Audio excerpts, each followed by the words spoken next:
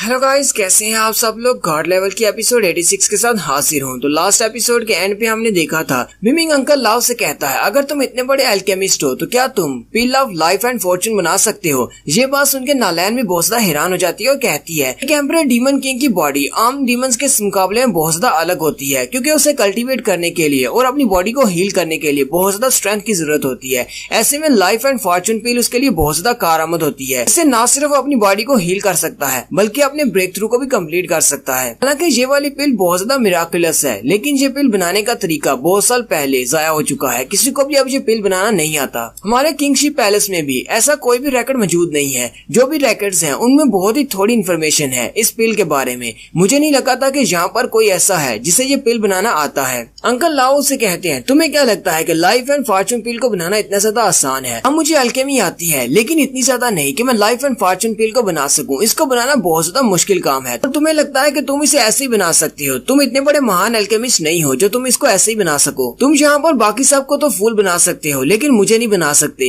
बिमिंग उसे कहता है, अच्छा ठीक है, अगर मैं तुम्हें यहीं पर तुम्हारे सामने इसको बनाकर दिखा दूं तो क्या तुम मेरी बात पर यकीन करोगे। नालैन बिमिंग के हाथ से निकलने वाली फायर की तरफ देखती है और कहती है, इसकी फायर का कलर तो येलो है। इसकी ब्रेथ भी बिल्कुल एंशिएंट डीमन किंग की तरह की है। लगता है ये डीमन बिल्कुल सच कह रहा है। ये फॉर्चून एंड लाइफ पिल को बना सकता है। नालैन कहती है, अब जबकि इसके पास येलो फायर है, इसका मतलब ये एक बहुत ही अच्छा एल्केमिस्ट है, क्योंकि एल्केमी को जांचने के लिए दो तरह के तरीके होते हैं। हम इसकी फायर को देखते हैं। अगर इसके पास रेड फायर है तो ये बहुत ज्यादा हायर एल्केमिस्ट है, और अगर इसके पास पर्पल फायर है तो इसका मतलब ये एक लो क्लास का एल्केमिस्ट है। लेकिन ये एक मिडिल क्लास का है, क्योंकि इसके पास येलो कलर की फायर है। नालैन कहती है, अभी तो सिर्फ ये अपनी एम्परर रैंक की इंटरमीडिएट स्टेज पर है, लेकिन जैसे जैसे इसकी कल्टीवेशन बढ़ती जाएगी इसकी एल्केमी के स्किल्स भी बहुत ज्यादा बेहतर होते जाएंगे। पूरे किंगशी एम्पायर में इस तरह का कोई लड़का ढूंढना बहुत ज्यादा मुश्किल है। हमें इस एल्केमिस्ट को रख लेना चाहिए। नालैन बिमिंग से पूछती है, क्या तुम्हें वाकई में लाइफ एंड फॉर्चून पिल बनाना आता है। बिमिंग उसे कहता है, हाँ मैं इस पिल को बना सकता हूँ। अगर मेरे पास सही मटेरियल्स हो और एक फर्नेस हो तो मैं इसको आसानी से बना सकता हूँ, लेकिन एक लाइफ एंड फॉर्चून पिल को बनने के लिए 3 से 5 महीने का टाइम लगता है।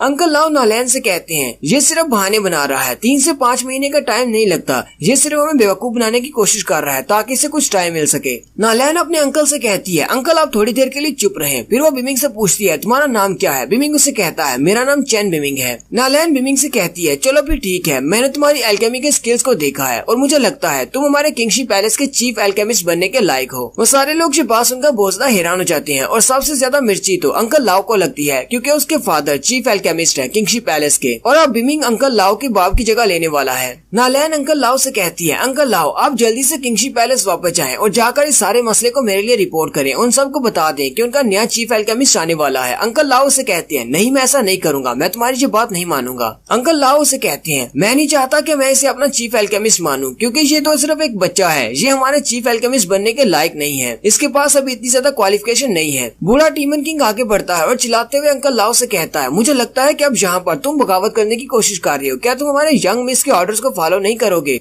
तुम बिमिंग से जलते हो, इसका मतलब ये नहीं कि तुम बिमिंग को चीफ एल्केमिस्ट नहीं बनने दोगे। अंकल लाओ से कहते हैं, इसको बगावत नहीं कहते, इसको अपना हक लेना कहते हैं। हमने सालों तक एम्परर किंगशी की खिदमत की है। हमने उनके लिए बहुत सारे एलिक्सर्स बनाए, बहुत सारी मेडिसिन बनाई ताकि उनकी बॉडी को रिकवर किया जा सके। हमने सारे डीमंस के लिए बहुत कुछ किया है। सिर्फ मैं ही नहीं, मेरे पूरे क्लैन के लोगों में से कोई भी इस बात को नहीं मानेगा। हम लोग इसे अपना चीफ एल्केमिस्ट नहीं मान सकते। नालैन अंकल लाओ से कहती है, कहीं तुम मुझे धमकी तो नहीं दे रहे कि तुम ऐसा नहीं कर सकते और मेरे ऑर्डर्स को फॉलो नहीं करोगे। और साथ ही वो अपने पास से एक टोकन निकालती है और साथ ही अंकल लाओ को ऑर्डर्स देते हुए कहती है, ये मेरा यंग मिस नालैन का ऑर्डर है। जाओ और जाकर अपने फादर को बता दो, जो कि हमारे करंट चीफ एल्केमिस्ट हैं, उनको बता दो कि नया चीफ एल्केमिस्ट वहाँ पर आने वाला है। मैं तुम्हारी इस गलती को नजरअंदाज कर देती हूँ, क्योंकि तुम लोगों ने पास्ट में हमारे किंगशिप पैलेस के लिए बहुत कुछ किया है। तुम्हारी सर्विसेज बहुत ज्यादा है, इसलिए मैं तुम लोगों को माफ कर देती हूँ और एक और मौका देती हूँ। अंकल लाओ से कहते हैं, जी यंग मिस, जैसा आपका हुक्म। पूरा फॉक्स डीमन पिग से पूछता है, ये टोकन किस लिए है। क्या ये टोकन बहुत ज्यादा पावरफुल है। इस टोकन का क्या मकसद है। बिग डीमन उसे बताता है, ये टोकन किंगशी पैलेस का है, यानी एम्परर किंगशी ने खुद इसको दिया है।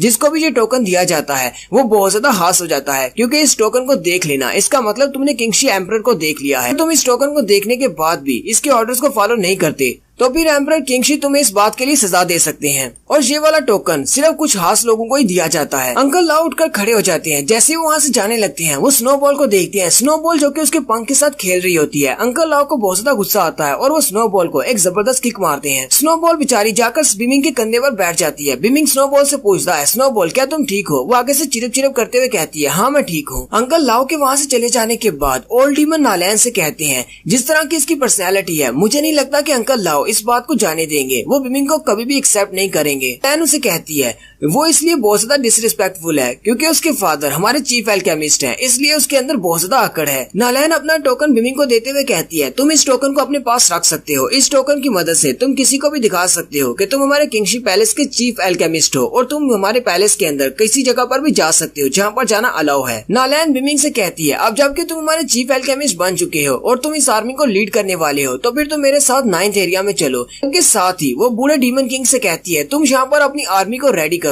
ताकि हम लोग फाइट के लिए रेडी हो जाएं। बूढ़ा डीमन किंग उसे कहता है, जैसे आपके ऑर्डर्स, मैं अपनी आर्मी को रेडी करता हूँ। नेक्स्ट सीन में अंकल लाओ को दिखाया जाता है जो कि वैली ऑफ गॉड में 9th एरिया में पहुंच जाते हैं। अंकल लाओ जैसे ही गेट पर पहुंचते हैं वहाँ पर पहले से 2 गार्ड्स खड़े होते हैं। वो उन्हें देखकर काफी ज्यादा खुश हो जाते हैं। वो दोनों गार्ड उसे वेलकम करते हैं। अंकल लाओ उन दोनों से पूछते हैं, मैंने जिन डीमन किंग को बुलाने का कहा था क्या वो लोग यहाँ पर आ चुके हैं? वो उन्हें कहते हैं, हाँ वो लोग यहाँ पर आ चुके हैं और वो काफी देर से आपका इंतजार कर रहे हैं। वो लोग अंदर हैं। साथ ही वो उसे कहता है, आप इस तरफ आ जाएं, वो इस तरफ आपका इंतजार कर रहे हैं। अंकल लाओ वहाँ पर जाते हैं तो वहाँ पर पहले से ही 3 किंग मौजूद होते हैं। ये तीनों भी डीमन किंग्स हैं। एक टोड किंग है, एक सी किंग है और एक किंग ऑफ अंडरवर्ल्ड है। टोड किंग अंकल लाओ से कहता है, तुमने हमें बहुत ज्यादा वेट करवाया है, कहाँ पर थे तू? हम कब से तुम्हारा इंतजार कर रहे हैं। टोड किंग उसे कहता है, तुमने यहाँ पर हमें क्यों बुलवाया है? आखिर ऐसा कौन सा इमरजेंसी मैटर था जिसके लिए तुम्हें यहाँ पर बुलवाना पड़ गया? जबकि साथ ही दूसरी तरफ दिखाते हैं एक बड़े से पंछी ने एक बड़ी सी डोली को उठा रखा होता है जिसके अंदर बिमिंग और नालैन बैठी होती है। बिमिंग उस डोली के अंदर से बाहर की तरफ देख रहा होता है, लेकिन जैसे वो नालैन की तरफ देखता है तो नालैन बैठी बैठी सो जाती है। बिमिंग अपने हाथ पर अपनी फायर लोटस को रिलीज करते हुए कहता है, मेरी फायर लोटस बहुत ज्यादा वीक है क्योंकि मेरी कल्टीवेशन कम है। अगर मैं अपने आप को ब्रेक थ्रू करके एम्परर लेवल के पीक पर चला जाता हूँ तो मैं अपनी बहुत सारी नई टेक्निक्स को यूज कर सकता हूँ जिससे मैं उस अंकल लाओ को बहुत ही आसानी से हरा सकता हूँ। मुझे नहीं लगता कि वो अंकल लाओ इतनी आसानी से मेरी जान छोड़ने वाला है। मुझे कोई ना कोई ऐसा रास्ता तो ढूंढना होगा जिससे मैं अपनी कल्टीवेशन को बहुत ही जल्दी इम्प्रूव कर सकूँ। बिमिंग कहता है, एक बार जब आप एम्परर लेवल के हंटर बन जाते हो तो उसके बाद अपने आप को ब्रेक थ्रू करवाने के लिए आपको बहुत सारी पिल्स की जरूरत पड़ती है या फिर आपको सोल स्टोन्स की जरूरत पड़ती है। मेरे पास अभी दोनों ही नहीं है। स्टार अलायंस में भी बहुत सारी मेडिसिन है, पावरफुल मेडिसिन, लेकिन फिर भी ब्रेक थ्रू करना बहुत ज्यादा मुश्किल है। लास्ट टाइम तो मुझे रूइंस के अंदर से फायर ऑफ पुरगाटरी मिल गई थी जिसकी वजह से मैंने लेवल अप कर लिया था, लेकिन इस बार मेरे पास ऐसी कोई चीज नहीं है जिसकी मदद से मैं लेवल अप कर सकूं। लेकिन साथ ही बिमिंग की नजर स्नोबॉल के ऊपर पड़ती है। स्नोबॉल अपने हाथ में एक बेस्टियल कोर को लेकर खा रही होती है। बिमिंग उसे देखकर हैरान हो जाता है और कहता है, स्नोबॉल ये तुम क्या कर रही हो और ये चीज तुम्हें कहाँ से मिल गई? लेकिन साथ ही बिमिंग बहुत ज्यादा हैरान हो जाता है और स्नोबॉल से कहता है, स्नोबॉल तुम्हें ये कहाँ से मिली?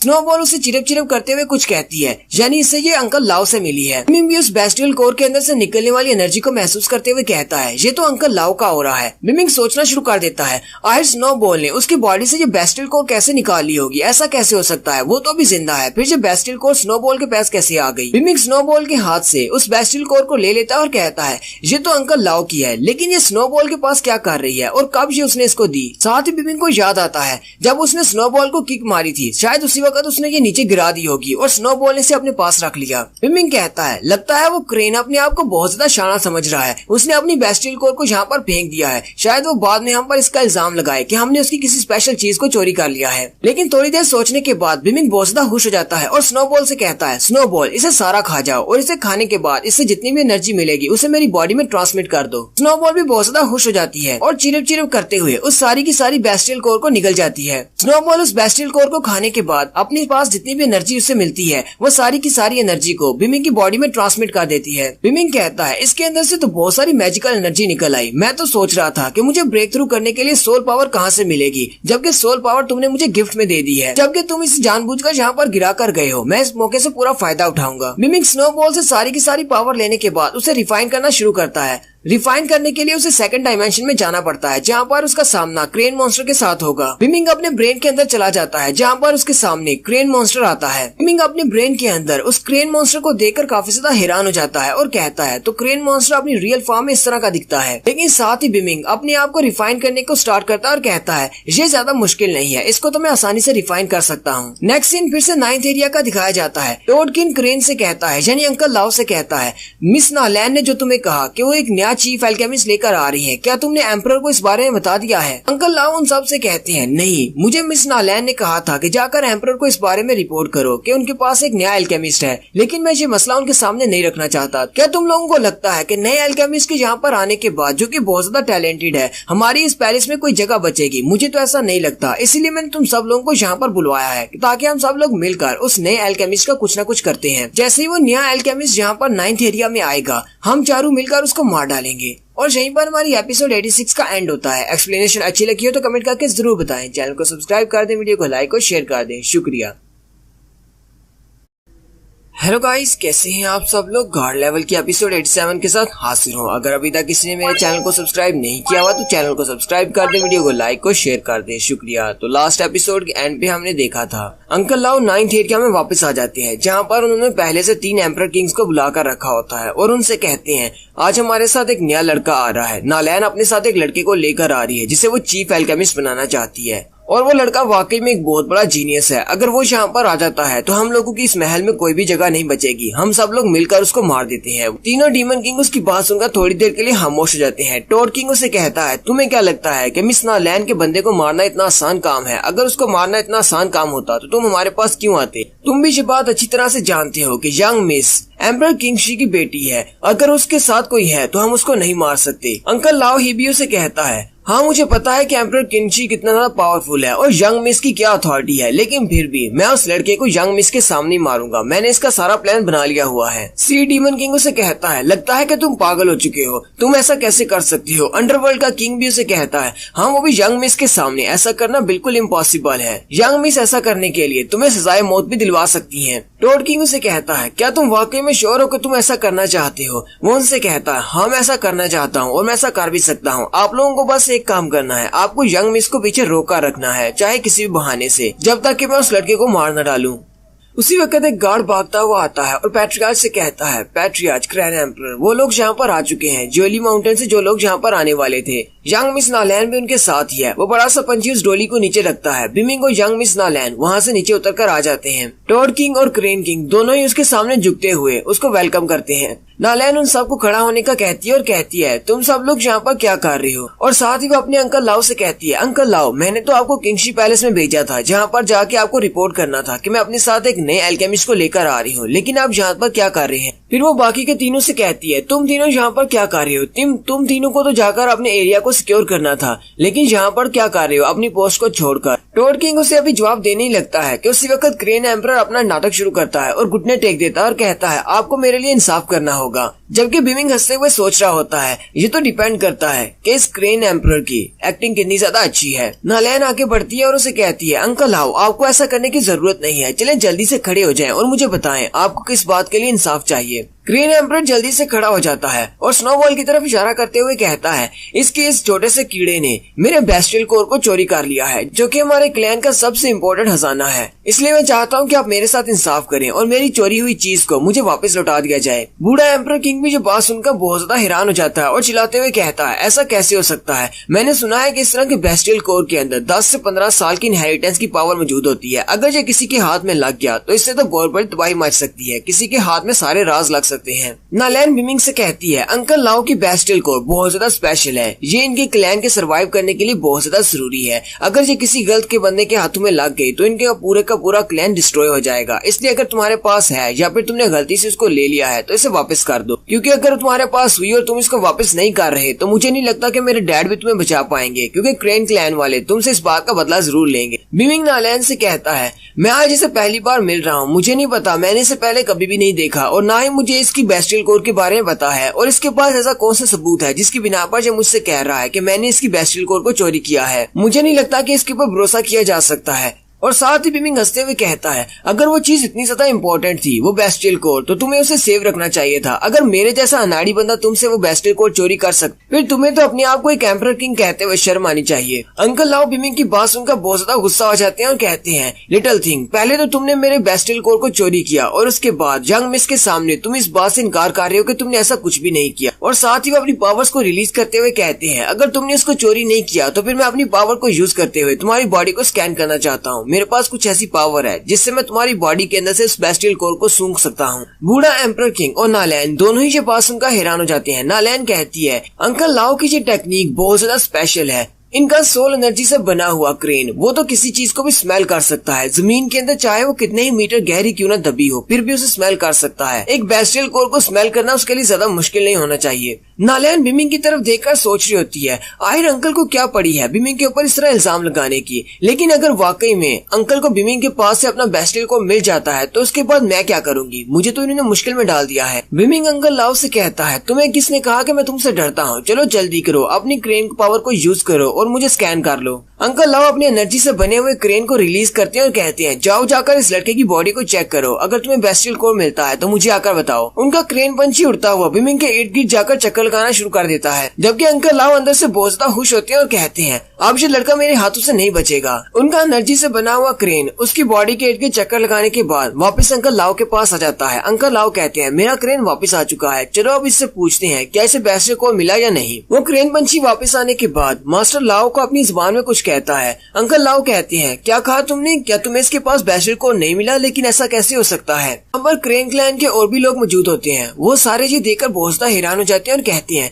हमें इस लड़के के पास से अपना बेस्टियल कोर नहीं मिला, अब हम लोग क्या करेंगे। इसका मतलब इस लड़के ने इसको चोरी नहीं किया, तो फिर वो कहाँ पर है। अगर वो बेस्टियल कोर हमें नहीं मिलता तो हमारा क्लैन तो तबाह हो जाएगा। नालैन भी एक गहरा सांस लेती है और कहती है, चलो शुक्र है बिमिंग ने उसको नहीं चोरी किया, वरना मैं मुश्किल में पड़ जाती। टोड किंग सी किंग की तरफ देखता है और वो दोनों इशारों में अपने आप में कुछ कहते हैं। अंकल लाओ बहुत ज्यादा गुस्सा होते हैं और अपनी पावर्स को रिलीज करते हुए बिमिंग से कहते हैं, मुझे लगता है कि तुमने मेरे बेस्टियल कोर को किसी ऐसी जगह पर छुपाया है जहाँ पर मेरा क्रेन उसको स्मेल नहीं कर सकता, इसलिए तुम्हें क्या लगता है मैं तुम्हें ऐसे ही जाने दूंगा। नहीं, मुझे पता है कि तुम्ही ने इसको चोरी किया है, इसलिए मैं तुम्हारी बॉडी से उसे निकाल कर ही रहूंगा। और साथ ही वो अपनी पावर्स को रिलीज करते हुए अपने पास बहुत सारी स्वर्ड्स बना लेते हैं और कहते हैं, अगर तुम वो मेरा पर्ल मुझे वापस नहीं करते तो मैं तुम्हें मार डालूंगा। नालैन चिल्लाते हुए अंकल लाओ से कहती है, अंकल लाओ आप ये क्या कर रहे हैं, अब जबकि आपने खुद इसको चेक कर लिया है कि इसके पास वो आपका बेस्टियल कोर नहीं है, तो फिर आप इसके साथ ऐसा नहीं कर सकते। अंकल लाओ से कहते हैं, लेकिन ऐसा कैसे हो सकता है, मुझे पता है कि मेरा बेस्टियल कोर इसी के पास है, क्योंकि मैंने उसे अपने हाथों से इसके पास छुपाया था। बिमिंग आगे से हंसना शुरू कर देता है और कहता है, अभी अभी तुमने क्या कहा, क्या तुमने उसे अपने हाथों से छुपाया था, कहाँ पर छुपाया था, मुझे भी तो बताओ जरा। लेकिन अंकल लाओ उसकी बात सुने बिना ही अपने स्वर्ड्स को अटैक करने के लिए उस पर आगे की तरफ भेज देते हैं। लेकिन जैसे ही वो बिमिंग के ऊपर अटैक करते हैं उसी वक्त नालैन बिमिंग के सामने आकर खड़ी हो जाती है और अंकल लाओ से कहती है, अंकल लाओ मुझे ये सब कुछ करने के लिए मजबूर मत करें। और वो अपने पास एक सेलेस्टियल फेरी लाइट निकालती है, जिसकी वजह से उसके सामने एक शील्ड बन जाती है। अंकल लाओ इस बात से और भी ज्यादा गुस्सा हो जाते हैं और नालैन से कहते हैं, यंग मिस, मैंने आपके फादर किंग शी के साथ बहुत सारी जंगें लड़ी हैं। मैं कई सालों से आपकी फैमिली का वफादार रहा हूँ। मैंने आपके लिए बहुत सारी मेडिसिन और एलिक्सर्स बनाए हैं और आज अचानक आप कहीं से एक लड़के को ले आई हैं और मुझे उसके साथ रिप्लेस करना चाहती है, जबकि उसके साथ मिलकर मेरे साथ फाइट भी करना चाहती है। क्या अब आपका मुझ पर भरोसा नहीं रहा या फिर मैं आपके काम का नहीं रहा। ये मसला कोई आम सा मसला नहीं है, ये मेरे क्रेन क्लैन के सर्वाइवल का मसला है। ये लड़का मेरे क्रेन क्लैन के लिए एक बहुत बड़ा खतरा है, इसलिए आपको बीच में नहीं पड़ना चाहिए। अगर आप भी बीच में आएंगी तो मैं आप पर भी अटैक करूंगा। टोड किंग उसे कहता है, क्रेन किंग ये तुम क्या कर रहे हो, तुम हमारे यंग मिस के साथ बदतमीजी कर रहे हो। सी डीमन किंग और अंडरवर्ल्ड का डीमन किंग दोनों ही मिस नालैन के सामने आकर खड़े हो जाते हैं और कहते हैं, यंग मिस हम आपको प्रोटेक्ट करते हैं, ये क्रेन किंग आपको अटैक नहीं कर पाएगा। वो दोनों उसके सामने खड़े होकर उसका रास्ता ब्लॉक कर देते हैं। वो उसे बचाने के बहाने से उसे वहाँ पर रोक कर रख रहे हैं ताकि क्रेन किंग बिमिंग को मार डाले। अंकल लाओ फिर से बिमिंग से कहते हैं, ये सब कुछ तुम्हारी वजह से हो रहा है, जल्दी से मेरी बेस्टियल कोर को वापस कर दो ताकि मैं तुम्हें छोड़ दूं, वरना मैं तुम्हें मार डालूंगा। मुझे पता है कि यंग मिस की हेल्प के बिना तुम कुछ भी नहीं कर सकते। चलो फिर देखते हैं तुम अपने आप को कब तक बचा पाते हो। क्रेन एम्परर फिर से अपनी पावर्स को रिलीज करते हुए अपने पास से एक और क्रेन बना लेता है, जबकि बिमिंग हंसते हुए उससे कहता है, वो बेस्टियल कोर तुमने खुद मुझे दी थी, तुमने मेरे पास छुपाई थी, इसका मतलब अब वो मेरी हो गई। अगर मैंने इसको यूज कर लिया है तो इसमें बुरी बात क्या है। अंकल लाओ उस पर अटैक करने के लिए आगे बढ़ते हैं और कहते हैं, अब जबकि तुमने खुद ही मान लिया है कि वो बेस्टियल कोर तुम्हारे पास ही है, अब मुझे तुम पर अटैक करने से कोई भी नहीं रोक सकता। बिमिंग भी अपने पास से अपनी सोल रिफाइनिंग बेल को बाहर निकाल लेता है और उसकी प्रेशर वाली टेक्निक को यूज करते हुए अपनी बेल को साइज में बड़ा करता है और अंकल लाओ के ऊपर गिरा देता है। वहाँ पर एक धमाका होता है। बिमिंग उसी तरफ देख रहा होता है कि वहाँ पर क्या हुआ है, जबकि वो दिखाते हैं अंकल लाओ ने बेल को ऊपर उठा रखा होता है और वो उसके प्रेशर को बर्दाश्त कर रहे होते हैं। अंकल लाओ से कहते हैं हालांकि तुम्हारी कल्टीवेशन बहुत ज्यादा कम है, तुम्हारे पास बहुत ही अच्छी मैजिकल वेपन है। क्योंकि तुम्हारी कल्टीवेशन कम है, चाहे तुम्हारे पास कितना भी अच्छा मैजिकल वेपन क्यों ना हो, तुम उसके साथ मुझे नुकसान नहीं पहुंचा सकते। तुम्हारे हाथों में ये सारे मैजिकल वेपन बिल्कुल बेकार हैं। बिमिंग अपनी पावर्स को रिलीज करते हुए कहता है तुम्हें लगता है कि मेरी कल्टीवेशन बहुत ज्यादा लो है, चलो फिर ठीक है, आज मैं तुम्हें सेटिस्फाई करता हूँ। बिमिंग भी अपनी पावर्स को यूज करते हुए अपने पास एक बुद्धा बना लेता है। बूढ़ा demon king young miss Nalain से कहता है यंग मिस वो देखें सामने तो एक बुद्धा है, इसका मतलब ये वाकई में एक एंशिएंट बीस्ट है।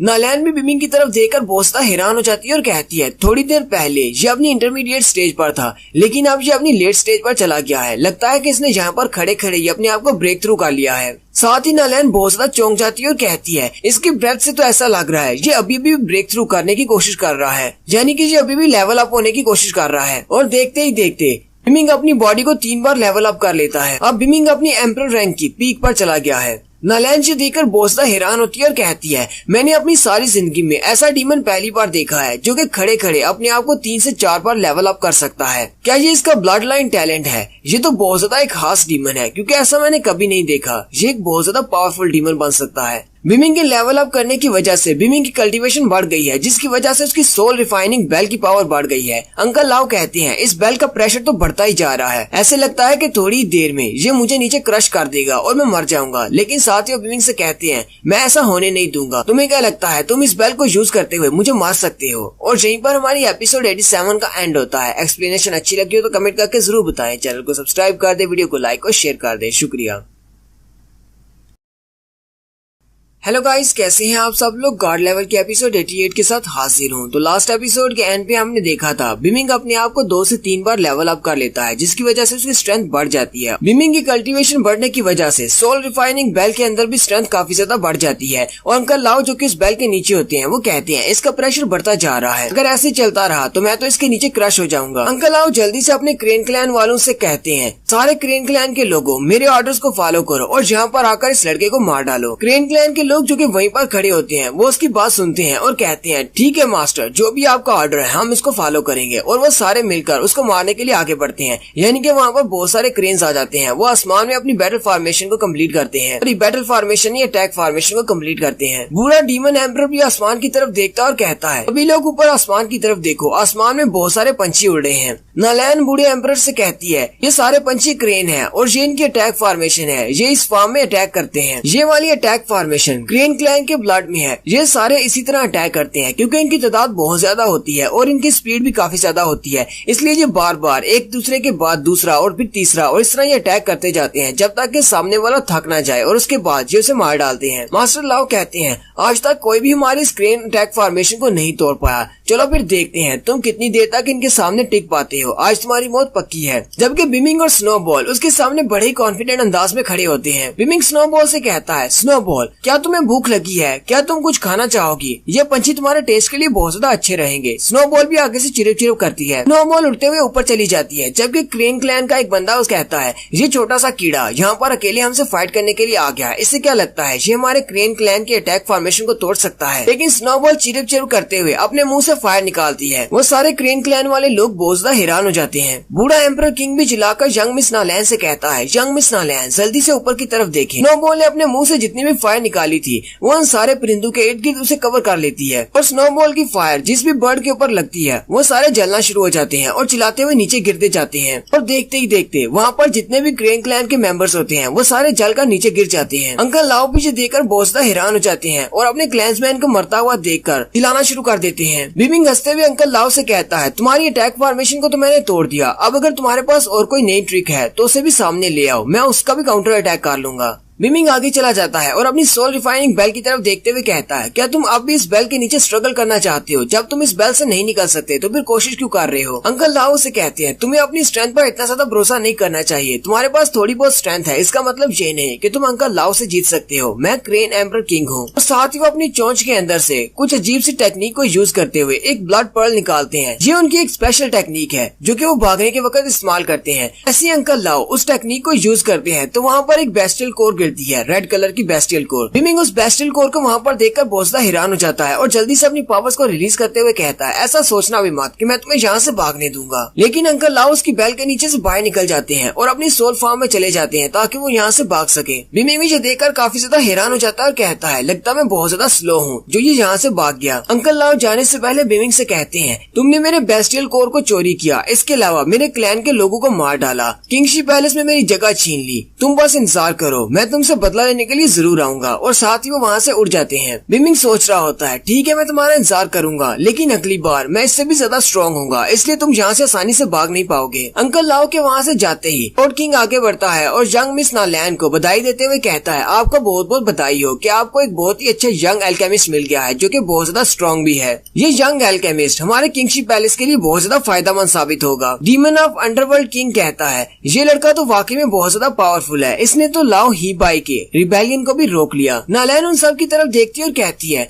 मुझे नहीं लगता कि तुम सब लोग भी इतने ज्यादा अच्छे हो। नालैन उन सब से कहती है, क्या मैं तुम्हें इतनी बड़ी बेवकूफ दिखाई देती हूँ? मुझे ये साफ दिखाई दे रहा था कि तुम सब लोग भी इसके साथ मिले हुए हो। तुम लोगों ने मुझे रोकने की कोशिश की ताकि मैं फाइट में हिस्सा न ले सकूं। अब जबकि अंकल लाओ हार चुके हैं और वो यहाँ से भाग गए हैं, तुम तीनों यहाँ पर बचे हो। तुम तीनों को लगता है कि तुम लोग बातें करके अपने रिलेशनशिप को मेरे साथ क्लियर कर सकते हो। टोन किंग उसे कहता है, यंग मिस नालैन, मुझे नहीं पता कि आप किस बारे में बात कर रही हैं। उस वक्त हमारे ज़हन में सिर्फ एक ही बात थी कि आपको प्रोटेक्ट करना है, सिर्फ आपकी प्रोटेक्शन के लिए हमने ऐसा किया, हम लोग गद्दार नहीं है। अंडरवर्ल्ड का किंग कहता है, अगर आप लाओ हीबी के क्राइम्स के लिए हमें सजा देना चाहती हैं तो फिर कोई बात नहीं, हम इस सजा को खुशी खुशी कबूल कर लेंगे, लेकिन मुझे नहीं लगता कि आपको ऐसा करना चाहिए। इससे हमारी किंगशी पैलेस की रेपुटेशन में बहुत ज्यादा कमी आएगी, इसलिए मुझे लगता है कि आपको इसके बारे में 2 बार सोचना चाहिए। यहीं पर बिमिंग आगे बढ़ता है और उन सब से कहता है, मुझे भी लगता है कि तुम सब लोग गद्दार हो। अगर मैं तुम सब लोगों को निपटना चाहता हूँ तो मैं अभी यहाँ पर निपट सकता हूँ। टॉड किंग अपने पास से एक चार्म निकालता है और साथ ही अपनी पावर्स को रिलीज करते हुए कहता है, तुम्हें लगता है कि तुमने लाओ हीबाई को हरा दिया तो तुम हम सबको भी हरा सकते हो? ऐसी बात नहीं है, हम लोग उससे बहुत ज्यादा स्ट्रॉन्ग है। आओ फिर देख लेते हैं तुम हमसे कैसे निपटना चाहोगे। टॉड किंग ने अपने हाथ में जो एक चार्म पकड़ा होता है वो एक अरे फॉर्मेशन को एक्टिवेट करने के लिए होता है। बिमिंग जहाँ पर खड़ा होता है उसके पाँव के नीचे एक फॉर्मेशन ओपन होती है और वहाँ पर बहुत सारा धुआं हो जाता है। बूढ़ा किंग भी चलाकर उसे कहता है, बिमिंग जरा बचना, ये कलरफुल पॉइजन अरे है। बिमिंग उस पॉइजनस अरे के अंदर फंस जाता है। वहाँ पर बहुत सारा पॉइजन होता है जो कि उसकी पूरी बॉडी को कवर कर लेता है।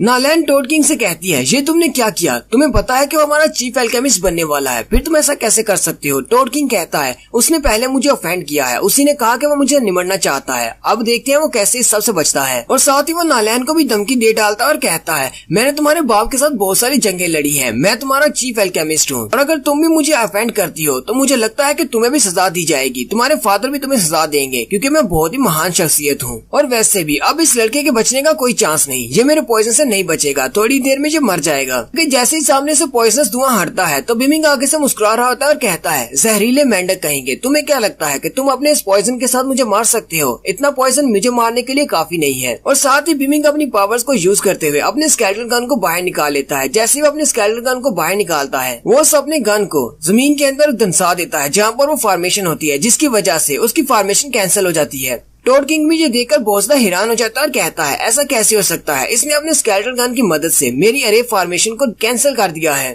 नालैन भी ये देखकर काफी ज्यादा हैरान हो जाती है और कहती है, बिमिंग तो काफी ज्यादा स्ट्रॉन्ग है, उसकी फॉर्मेशन को डिस्ट्रॉय करने की वजह से टॉड किंग जख्मी हो जाता है और उसके मुंह से ब्लड निकलता है। बिमिंग टॉड किंग से कहता है, ये तो बस एक छोटी सी फॉर्मेशन थी, इसमें ऐसा क्या हास था? मैं तो कहता हूँ कि तुम तीनों एक साथ आगे बढ़ो, तुम्हारे पास जो भी ट्रिक्स है मेरे ऊपर आजमा लो, मैं तुम तीनों से एक साथ फाइट कर सकता हूँ। बूढ़ा डीमन किंग आगे बढ़ता है और बिमिंग से कहता है, आर्मी चीफ बिमिंग, तुम्हें ऐसा नहीं करना चाहिए। हालांकि इन सब की कल्टीवेशन की बेस उतनी ही है जितनी अंकल लाओ के पास थी, लेकिन फिर भी इनकी स्ट्रेंथ उससे बहुत ज्यादा है, तुम इन तीनों के साथ एक साथ फाइट नहीं कर पाओगे, तुम्हें इन तीनों को प्रोवोक नहीं करना चाहिए। नालैन भी बिमिंग से कहती है, बिमिंग तुम्हें ऐसा करने की जरूरत नहीं है, इन सब लोगों ने हमारे एम्परर के फैसले के खिलाफ साजिश की है, इसलिए इन तीनों को मेरे फादर को हैंडल करने दो, तुम्हें इन सब के सामने फाइट करने की जरूरत नहीं, कहीं तुम अपने आप को नुकसान न पहुंचा लो। बिमिंग उसे कहता है, तुम्हें इस बारे में परेशान होने की जरूरत नहीं है, अब क्योंकि मैं किंगशी पैलेस का चीफ एल्केमिस्ट हूँ तो मैं अपने आप को सेफ रख सकता हूँ, ये मुझे नुकसान नहीं पहुंचा सकते। और वैसे भी मुझे देखना है कि इन तीनों के पास कितनी स्ट्रेंथ है, मैं इनके साथ फाइट करके देखना चाहता हूँ कि अंकल लाओ से ये ज्यादा स्ट्रॉन्ग है या फिर नहीं।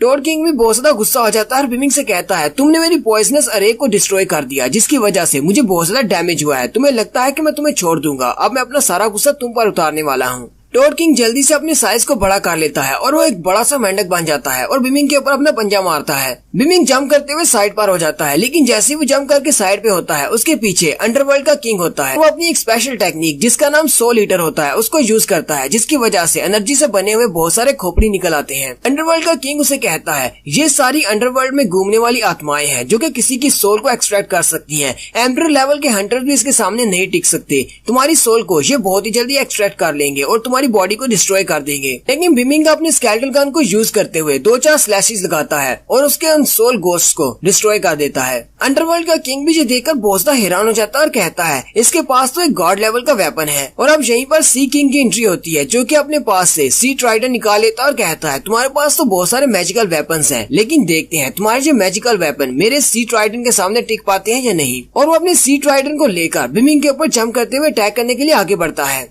बिमिंग अपने स्केलेटल गन को यूज करते हुए उसके अटैक को ब्लॉक कर लेता है और साथ ही अपने स्केलेटल गन को यूज करते हुए उसके सीने में धंसा देता है, लेकिन वो एक आफ्टर इमेज होती है यानी कि इल्यूजन। बिमिंग भी ये देखकर बहुत ज्यादा हैरान हो जाता है और कहता है तो इसे शैडो टेक्निक भी आती है।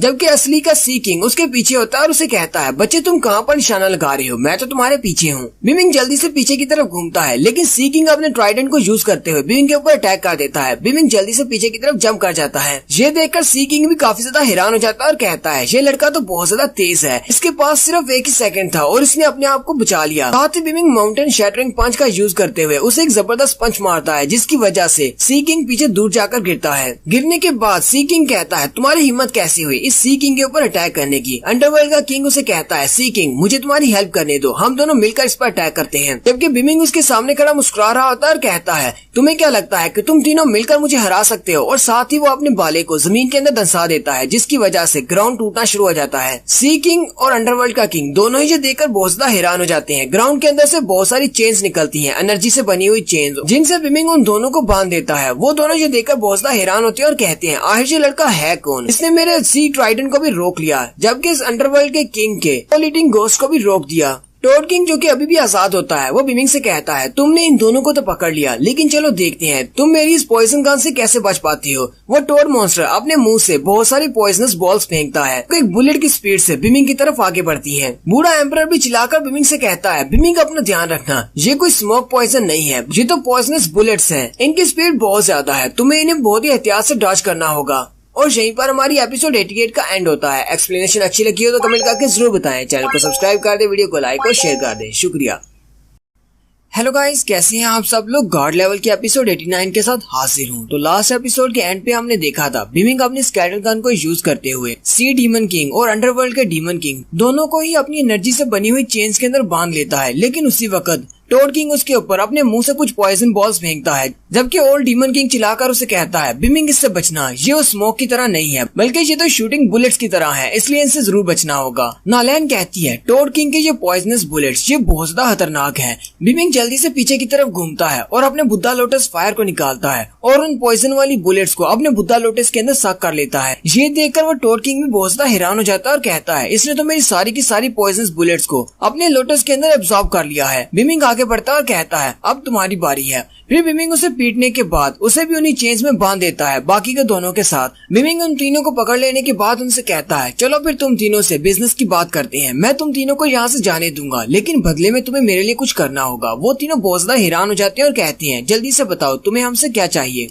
बिमिंग कहता है मुझे तुम तीनों से ज्यादा कुछ नहीं चाहिए, मुझे बस तुम्हारे डिवाइन वेपन चाहिए। वो सी किंग से कहता है मुझे तुम्हारा सी किंग वाला ट्राइडेंट चाहिए, जबकि वो दूसरे अंडरवर्ल्ड के किंग से कहता है मुझे तुम्हारा वो खोपड़ी वाला सोल ईटर चाहिए, जबकि वो टोड किंग से कहता है मुझे तुम्हारा पॉइजन गन चाहिए। अगर तुम तीनों ये सारी चीजें मुझे दे देती हो जो मुझे चाहिए तो उसके बाद तुम लोग यहाँ से आजाद हो, तुम लोग यहाँ से जा सकते हो। वो तीनों भी ये बात सुनकर बहुत ज्यादा हैरान हो जाते हैं और कहते हैं हम अपने फैमिली ट्रेजर्स तुम्हें नहीं दे सकते, ये बहुत ज्यादा वैल्यूएबल ट्रेजर्स हैं। बूढ़ा डीमन किंग आगे बढ़ता है बिमिंग से कहता है मास्टर चैन बिमिंग मुझे नहीं लगता कि आपको इनसे इनके फैमिली ट्रेजर्स लेने चाहिए, क्योंकि ये फैमिली ट्रेजर्स बहुत ज्यादा इवल होते हैं और इनके अंदर बहुत सारी इवल स्पिरिट्स ट्रैप होती हैं। अगर आप उनको अपने लिए यूज करने की कोशिश करेंगे तो हो सकता है कि आप उनके हाथों मारे जाएं। यहाँ तक कि एम्परर भी किसी से उसके फैमिली ट्रेजर्स लेने की कोशिश नहीं करते। टोड किंग बिमिंग से कहता है तुम्हें तो पता ही नहीं कि तुम्हारे लिए क्या अच्छा है और क्या बुरा है, लेकिन फिर भी तुमने हमारे फैमिली ट्रेजर्स हमसे मांगे हैं। चलो फिर ठीक है, मैं तुम्हें अपना फैमिली ट्रेजर्स दे देता हूँ। वो अपना मुंह खोलता है और अपने मुंह से एक बड़ा सा पाइप निकाल देता है। बिमिंग भी उसे देखकर हैरान हो जाता है और कहता है, क्या यही वो तुम्हारी पॉइजनस स्मोक गन है जिसकी मदद से तुम अपने मुंह से पॉइजन को बुलेट की तरह थूक सकते हो? जबकि वो टोड डीमन अपने आप में सोच रहा होता है, अभी के लिए तो तुम होश हो सकते हो क्योंकि मैंने तुम्हें अपना पॉइजनस गन दे दिया है, लेकिन एक ही महीने के अंदर अंदर ये तुम्हारी पूरी की पूरी सोल को करप्ट कर देगा और तुम्हारी पूरी बॉडी के अंदर पॉइजन फैल जाएगा। उसके बाद देखूंगा मैं तुम किस तरह हंसते हो। वो लोग अभी वहीं पर खड़े होते हैं कि उसी वक्त उन्हें पीछे से आवाज आती है। वो सारे लोग जल्दी से पीछे की तरफ देखते हैं तो पीछे पूरी आर्मी होती है, कुछ परिंदे हवा में उड़ रहे होते हैं, वो सारे डीमन होते हैं। जबकि वहीं पर उनका एक लीडर होता है जिसका नाम 3 लाख गोल्डन क्रो होता है और उसी के साथ एक और डीमन होता है जो कि थोड़ा बहुत दिखने में बुल की तरह का होता है और उसके पंख भी होते हैं। उसका नाम टाओ टाई होता है। गोल्डन क्रो कहता है, यहाँ पर तो बहुत ही अच्छा सा शो चल रहा है। 3 बड़े डीमन किंग्स जिनको एक लड़के ने बड़ी ही आसानी से हरा दिया, हमें इसे देखने में बहुत ज्यादा मजा आया। बूढ़ा डीमन किंग भी उन दोनों को वहाँ पर देखकर बहुत ज्यादा हैरान हो जाता है। टाओ टाई नालैन से कहता है, तुम्हारे जो किंगशी के पैलेस का एरिया ये तो बहुत ज्यादा इंटरेस्टिंग होता जा रहा है, हर रोज यहाँ पर कुछ नया देखने को मिलता है। बिमिंग भी ये बात सुनकर बहुत ज्यादा हैरान हो जाता है क्योंकि वो यंग मिस को उसके नाम से पुकार रहा होता है। बिमिंग कहता है, ऐसा कैसे हो सकता है, ये इसका नाम क्यों पुकार रहा है? बूढ़ा डीमन किंग चिल्लाते हुए उससे कहता है, मास्टर टाओ टाई, आपको इस तरह की बात नहीं करनी चाहिए। आप हमारी यंग मिस को उसके नाम से कैसे पुकार सकते हैं? आपको इनकी इज्जत करनी चाहिए। कहीं आप इस बात को भूल तो नहीं चुके कि ये एम्परर किंगशी की बेटी है? टाओ टाई बूढ़े डीमन के बीच में बोलने की वजह से काफी ज्यादा गुस्सा आ जाता है और कहता है, तुम्हें किसने कहा कि बीच में बोलो? यहाँ पर मैं जिसे चाहे वैसे बुला सकता हूँ, तुम्हारी बात करने का वक्त नहीं आया, इसलिए चुपचाप दूर खड़े रहो। नालैन भी उसकी पावर्स को रिलीज होते हुए देखकर बहुत ज्यादा हैरान हो जाती है और कहती है, लगता है कि इनकी हिम्मत बहुत ज्यादा बढ़ गई है जो कि यहाँ पर किंगशी के पैलेस पर आकर इस तरह की हरकतें कर रहे हैं। गोल्डन क्रो आगे बढ़ता है और टाओ टाई से कहता है, तुम इस बूढ़े डीमन के साथ जो चाहे वो कर सकते हो, लेकिन नालैन मेरी होने वाली प्रिंसेस है, इसलिए इसके साथ बदतमीजी से बात मत करना, वरना मुझसे बुरा कोई नहीं होगा। टाओ टाई उसकी बात सुनकर गुस्सा हो जाता है और कहता है, अपनी बकवास बंद करो, लोली मेरी है, ये तुम्हारी नहीं हो सकती। बिमिंग नालैन लोली से कहता है, तुम्हारा नाम तो बहुत ज्यादा प्यारा है, ये तुम्हें बार बार लोली कहकर पुकार रहे हैं, तुम्हारे पीछे तो बहुत सारे लड़के हैं, इसके अलावा और कितने ज्यादा लड़के हैं जो तुम्हारे ऊपर लट्टू है। नालैन चिल्लाते हुए उससे कहती है, अपनी बकवास बंद करो, ऐसी कोई बात नहीं है, अगर तुमने एक और लफ्ज कहा तो मैं तुम्हारी जुबान काट दूंगी। नालैन उन दोनों से कहती है, ये एरिया मेरे फादर का है, यानी एम्परर किंगशी का है, तुम दोनों यहाँ पर क्या करने के लिए आए हो? तुम दोनों को इस एरिया में आना अलाउ नहीं है, वापस अपने एरिया में चले जाओ। और अगर तुम लोग यहाँ पर रुकना चाहते हो तो अपनी यहाँ पर रुकने की वजह बताओ, तुम सब लोग यहाँ पर करने के लिए क्या आए हो? टाओ टाई अपने पास एक पेपर निकालता और कहता है, हालांकि तुम बहुत ज्यादा अच्छी हो, तुम्हारे फादर ने तुम्हें बहुत सारे ट्रेजर्स भी दे रखे हैं, लेकिन चलो इस ट्रेजर को देखने के बाद देखते हैं तुम्हारा रिएक्शन क्या होगा। टाओ टाई उसे कहता है, ये हमारे पास एक नया कॉन्ट्रैक्ट पेपर है जिसके मुताबिक एलिया ऑफ गार्ड में जो भी हिस्सा लेगा और स्टार लाइंस वालों को हराने में मदद करेगा, उसके लिए नई बैट का ऐलान किया गया है। इस कॉन्ट्रैक्ट में साफ साफ लिखा हुआ है, अगर हम दोनों में से कोई भी वैली ऑफ गार्ड को जीतने में बहुत ज्यादा हेल्प करता है तो नालैन लोली उसकी वाइफ बनेगी। नालैन भी ये बात सुनकर बहुत ज्यादा हैरान हो जाती है। टाओ टाई उसे कहता, हाँ ये बात बिल्कुल सच है, तुम्हारे भाइयों ने वहाँ पर हमारे पास आकर इस नए कॉन्ट्रैक्ट को साइन किया है। पहले इस बैट के मुताबिक हमें तुम्हारी रूइन से बहुत सारे रेलिक्स मिलने वाले थे, लेकिन अब हमें रेलिक्स नहीं चाहिए। तुम्हारे भाइयों के नए कॉन्ट्रैक्ट्स के मुताबिक इस बार की बैट तुम हो, अगर हम लोग स्टार अलायंस को हराने में बहुत ज्यादा मदद करते हैं तो उसके बाद तुम हम में से किसी एक की बीवी बन जाओगी। नालैन ये बात सुनकर और भी ज्यादा हैरान हो जाती है। नालैन लोली गुस्से के साथ उन सब से कहती है, अगर मेरे भाइयों ने इस कॉन्ट्रैक्ट के ऊपर साइन किया है तो कोई बात नहीं, मेरे भाइयों की तरफ से कॉन्ट्रैक्ट इनवैलिड है क्योंकि मेरे फादर इस बात के लिए कभी भी नहीं मानेंगे। टाओ टाई उसे कहता है, इस कॉन्ट्रैक्ट को साइन कर दिया गया है, अब ये तुम्हारे पैलेस की रेपुटेशन का सवाल है, अगर तुम्हारे फादर नहीं भी मानते तो भी इन्हें इस बात को मानना पड़ेगा क्योंकि तुम्हारे दोनों भाइयों ने इस कॉन्ट्रैक्ट के ऊपर साइन किए हुए हैं। गोल्डन क्रो से कहता है, तुम इसकी बात छोड़ो, तुम मुझसे शादी कर सकती हो, मैं भी बहुत ज्यादा बहादुर हूँ। टाओ टाई से कहता है, तुम तो इस बारे में सोचना भी मत, कभी भी ये गोल्डन क्रो हाल में जाकर शादी नहीं करेगी और तुम्हारे साथ तो बिल्कुल भी नहीं, ये सिर्फ टाओ टाई की वाइफ बनेगी और टाओ टाई हाल में जाएगी। और फिर वो दोनों आपस में लड़ना शुरू कर देते हैं और कहते हैं, तुम्हें क्या लगता है तुम कौन हो, मेरी शादी इससे होगी? दूसरा उसे कहता है, नहीं मेरी शादी इससे होगी। लोली काफी ज्यादा परेशान हो जाती है और कहती है, आखिर मेरे भाइयों भाइयों ने मुझे बेट के तौर पर क्यों यूज किया? क्या वो ये नहीं चाहते कि मैं इस पैलेस में उनके साथ रहूं? बिमिंग भी लोली की तरफ देखता है और वो काफी ज्यादा उदास होती है, जबकि वो दोनों अभी तक आपस में लड़ रहे होते हैं। एक कहता है वो मेरी वाइफ बनेगी, तुम यहाँ से चले जाओ, जबकि दूसरा उसे कहता है नहीं तुम यहाँ से जाओ, वो मेरी वाइफ बनेगी। मैंने तो उसे तभी से अपनी वाइफ मान लिया था जब वो पैदा हुई थी। वो दोनों भी आपस में झगड़ ही रहे होते हैं कि उसी वक्त बिमिंग अपनी सोल रिफाइनिंग बेल को निकालता है और साइज में बड़ा करते हुए उन दोनों के ऊपर गिरा देता है। वो दोनों जल्दी से उसे डॉज कर लेते हैं। बिमिंग उन दोनों से कहता है मेरी यंग मिस तुम दोनों में से किसी के साथ नहीं जाएगी, ये फैसला तो उसे करना है कि उसे किसके साथ शादी करनी है, इसलिए तुम दोनों यहाँ से दफा हो जाओ। बिमिंग उन दोनों से कहता है अगर तुम दोनों ने दोबारा मेरी फैमिली की यंग मिस को तंग करने की कोशिश की या उसका पीछा किया तो मुझसे बुरा कोई भी नहीं होगा। नालैन लोली आगे बढ़ती है और बिमिंग को पंच मारते हुए कहती है तुम्हें किसने कह दिया कि मैं तुम्हारी फैमिली का हिस्सा हूँ? अगर तुमने और कोई झूठ बोला तो मैं जाकर अपने फादर को तुम्हारी शिकायत कर दूंगी और उसके बाद तुम्हें सजा मिलेगी। नालैन आगे बढ़ती है और कहती है जैसा कि चैन बिमिंग ने तुम लोगों से कहा है मैं कोई चीज नहीं हूँ जिसे जब चाहे बेड पर लगा दिया जाए और उसकी ओनरशिप को चेंज कर दिया जाए। मैं अपनी मर्जी से जिसके साथ शादी करना चाहूंगी उसके साथ करूंगी और हमारी बेड वही है पुरानी वाली। तुम में से अगर कोई हमारा साथ देना चाहता है तो वो दे सकता है। मैं इस सारी बात को जाकर अपने डैड को बताऊंगी और उसके बाद देखेंगे कि किसको सजा देनी है और किसको नहीं।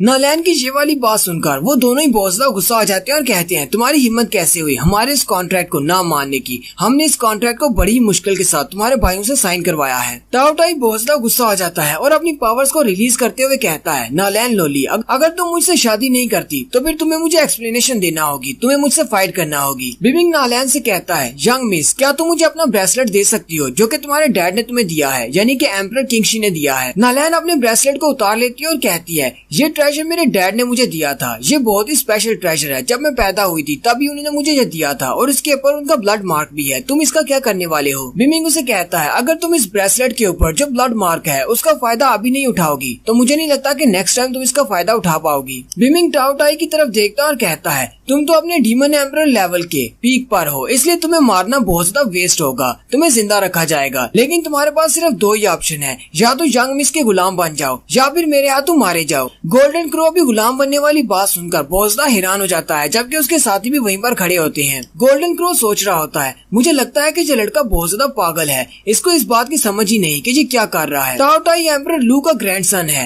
एम्परर लू बहुत ज्यादा स्ट्रॉन्ग है, वो एम्परर किंगशी के बराबर का है, दोनों की स्ट्रेंथ एक जितनी है। लेकिन ये लड़का उसके ग्रैंडसन को किंगशी की बेटी का गुलाम बनाना चाहता है। टाओटाई भी काफी ज्यादा गुस्सा हो जाता है और अपनी पावर्स को रिलीज करते हुए बिमिंग को पंच मारने के लिए आगे बढ़ता है और कहता है तुम्हारी हिम्मत कैसे हुई मेरे सामने इस तरह की बात करने की, अब मैं तुम्हें मार डालूंगा। लेकिन जैसे वो उसे पंच मारने के लिए आगे की तरफ बढ़ रहा होता है बिमिंग नालैन से कहता है तुम्हें अभी करना होगा। वो अपनी पावर्स को रिलीज करते हुए उस ब्रेसलेट के ऊपर जो ब्लड सील होती है उसको एक्टिवेट कर देती है। जैसे वो रिंग एक्टिवेट होती है बिमिंग उस रिंग को टाओटाई की तरफ फेंक देता है और वो रिंग सीधी जाकर टाओटाई के गले में फंस जाती है। जैसे वो उसके गले में जाकर पड़ती है वो उसे निकालने की कोशिश करता है लेकिन निकाल नहीं पाता। जब वो उसे खींचता है तो उसे बिजली का जोरदार झटका लगता है। टाओटाई बड़ी कोशिश करने के बाद अपने गले को उस रिंग से आजाद नहीं करवा पाता। वो नालैन लोली से कहता है तुम ये क्या करने की कोशिश कर रही हो, जल्दी से मेरे गले को इससे आजाद करवाओ, इसको मेरे गले से निकालो। अगर तुमने जल्दी से इसको नहीं निकाला तो फिर मैं अपने ग्रैंडफादर को जाकर सारी बात बता दूंगा, फिर हम दोनों फैमिलीज में एक वार होगी। मेरे ग्रैंडफादर तुम्हारे फादर किंगशी को मार डालेंगे। नालैन भी अपने पास से एक डिवाइन वेपन निकालती है जो कि एक विप होती है, यानी एक हंटर होता है। वो उसे कहती है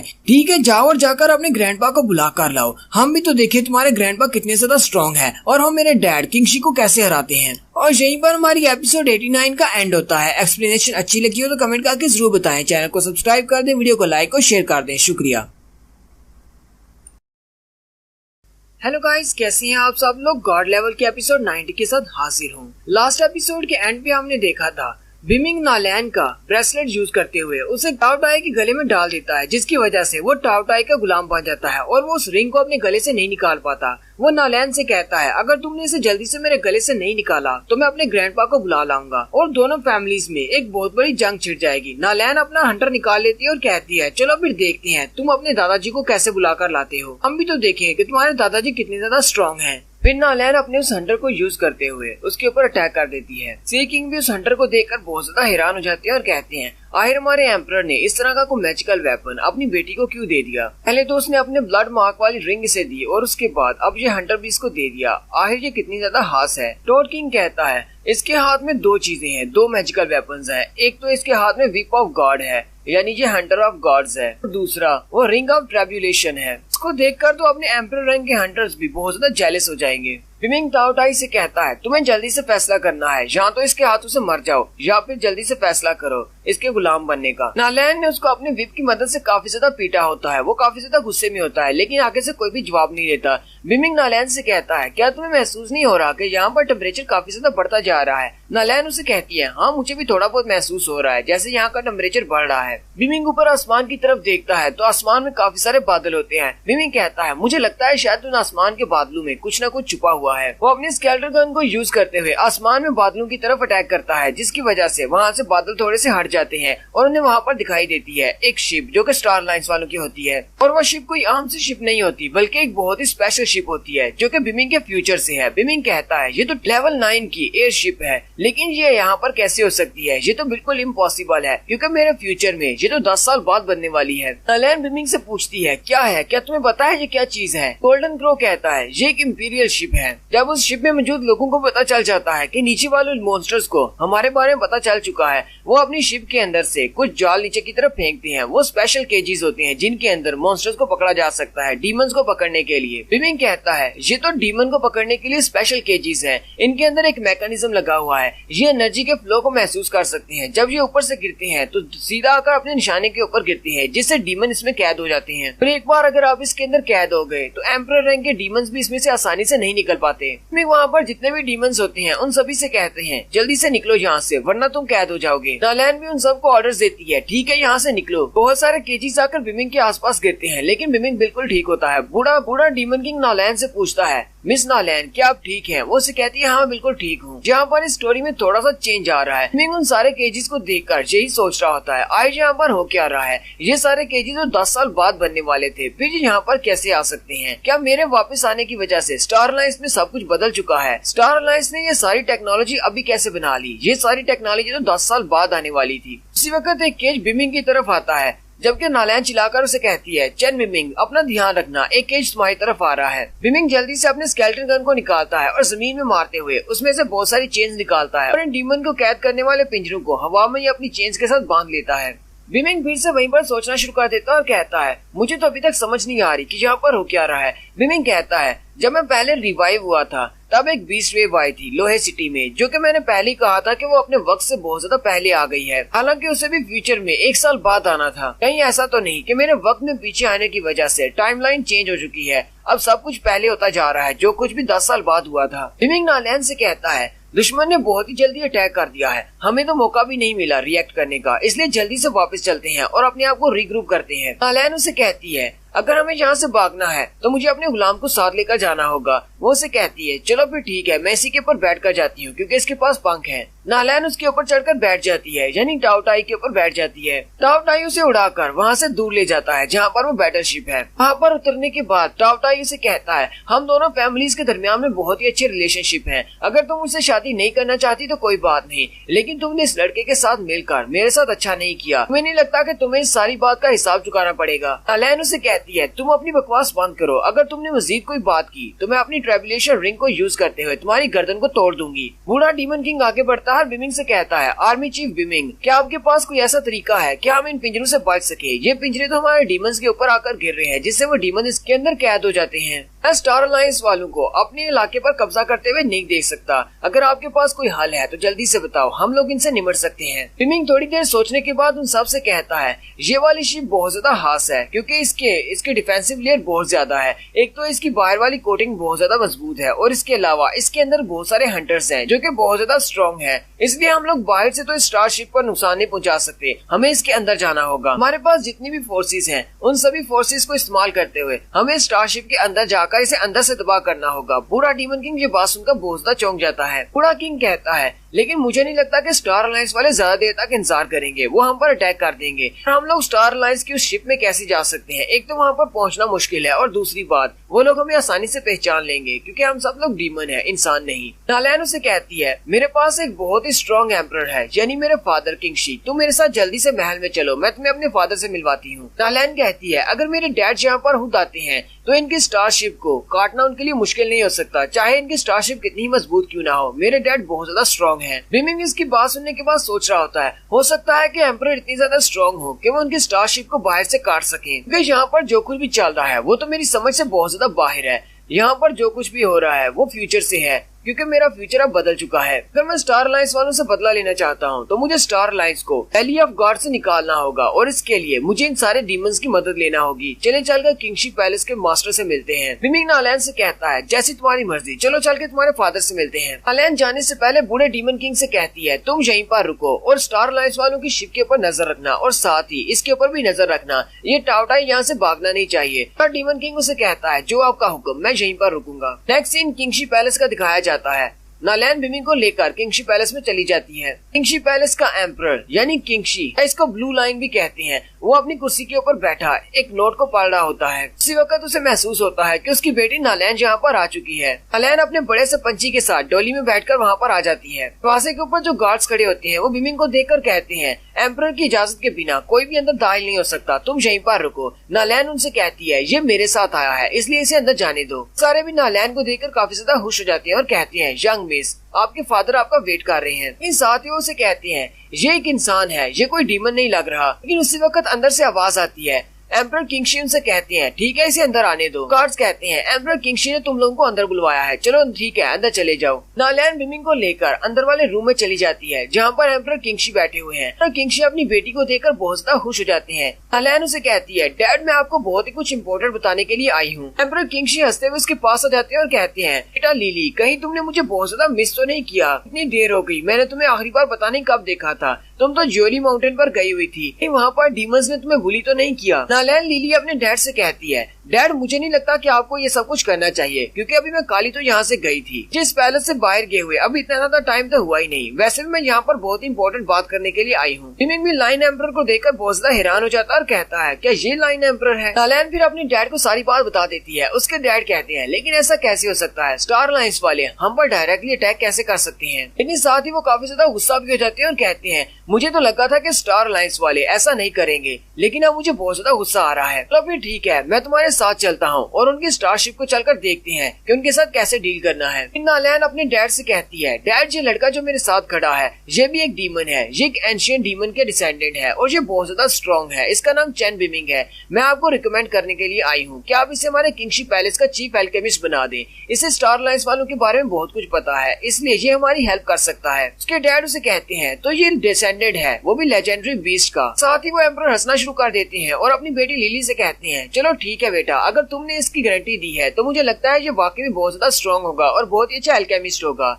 स्टार अलायंस वालों के साथ फाइट खत्म होने के बाद मैं इसको ऑफिशियली अपने किंगशी पैलेस का चीफ एल्केमिस्ट बना दूंगा। नालैन भी ये बात सुनकर बहुत ज्यादा खुश हो जाती है, जबकि बिमिंग भी एम्परर का शुक्रिया अदा करता है। डैड नालैन से कहते हैं, तुम काफी ज्यादा थक गई होगी, वापस जाकर अपने रूम में आराम करो, मुझे तुम्हारे इस लड़के यानी अपने चीफ एल्केमिस्ट के साथ स्टार अलायंस वालों के बारे में कुछ बात करनी है। नालैन कहती है, ठीक है डैड, मैं जा रही हूँ। नालैन के वहाँ से जाते ही एम्परर किंगशी बिमिंग से कहता है, तुम बाकियों को तो बेवकूफ बना सकते हो पर मुझे नहीं, मेरी कल्टीवेशन बहुत ज्यादा हाई है, मैं सिर्फ तुम्हें देखकर ही बता सकता हूँ कि तुम एक हंटर हो। बिमिंग भी उसकी बात सुनकर बहुत ज्यादा हैरान हो जाता है। एम्परर किंगशी अपनी पावर्स को यूज करते हुए अपने पास एक स्वर्ड निकाल लेता है। एम्परर किंगशी बिमिंग से कहता है, चलो जल्दी से आप बताओ, तुम्हारा यहाँ पर मेरे किंगशी पैलेस में आने का मकसद क्या है, तुम यहाँ पर क्या करने के लिए आए हो? बिमिंग उसकी बात सुनकर थोड़ी देर के लिए खामोश हो जाता है। नेक्स्ट सीन लोली का दिखाया जाता है, जो कि अपने हालवे में चलती हुई जा रही होती है अपने रूम की तरफ। वहीं पर सामने उसके दोनों भाई खड़े होते हैं। उसके भाई उसे कहते हैं, तुम यहाँ पर वापस क्या कर रही हो? तुम्हें तो डैड ने ज्वेली माउंटेन पर सुपरवाइज करने के लिए भेजा था, कहीं ऐसा तो नहीं कि वहाँ पर जितने भी डीमंस थे तुम उनसे डर कर भागकर वापस आ गई हो? लोली उनसे कहती है, नहीं ऐसी बात नहीं है, ज्वेली माउंटेन का मसला तो मैंने हल कर दिया है, और वैसे भी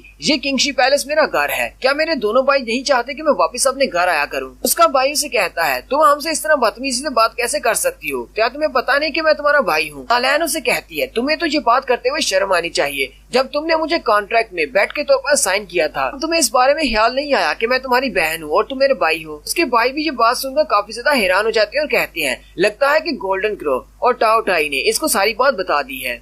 और यहीं पर हमारी एपिसोड 90 का एंड होता है। एक्सप्लेनेशन अच्छी लगी हो तो कमेंट करके जरूर बताइएगा। चैनल को सब्सक्राइब कर दे, वीडियो को लाइक और शेयर कर दे। शुक्रिया।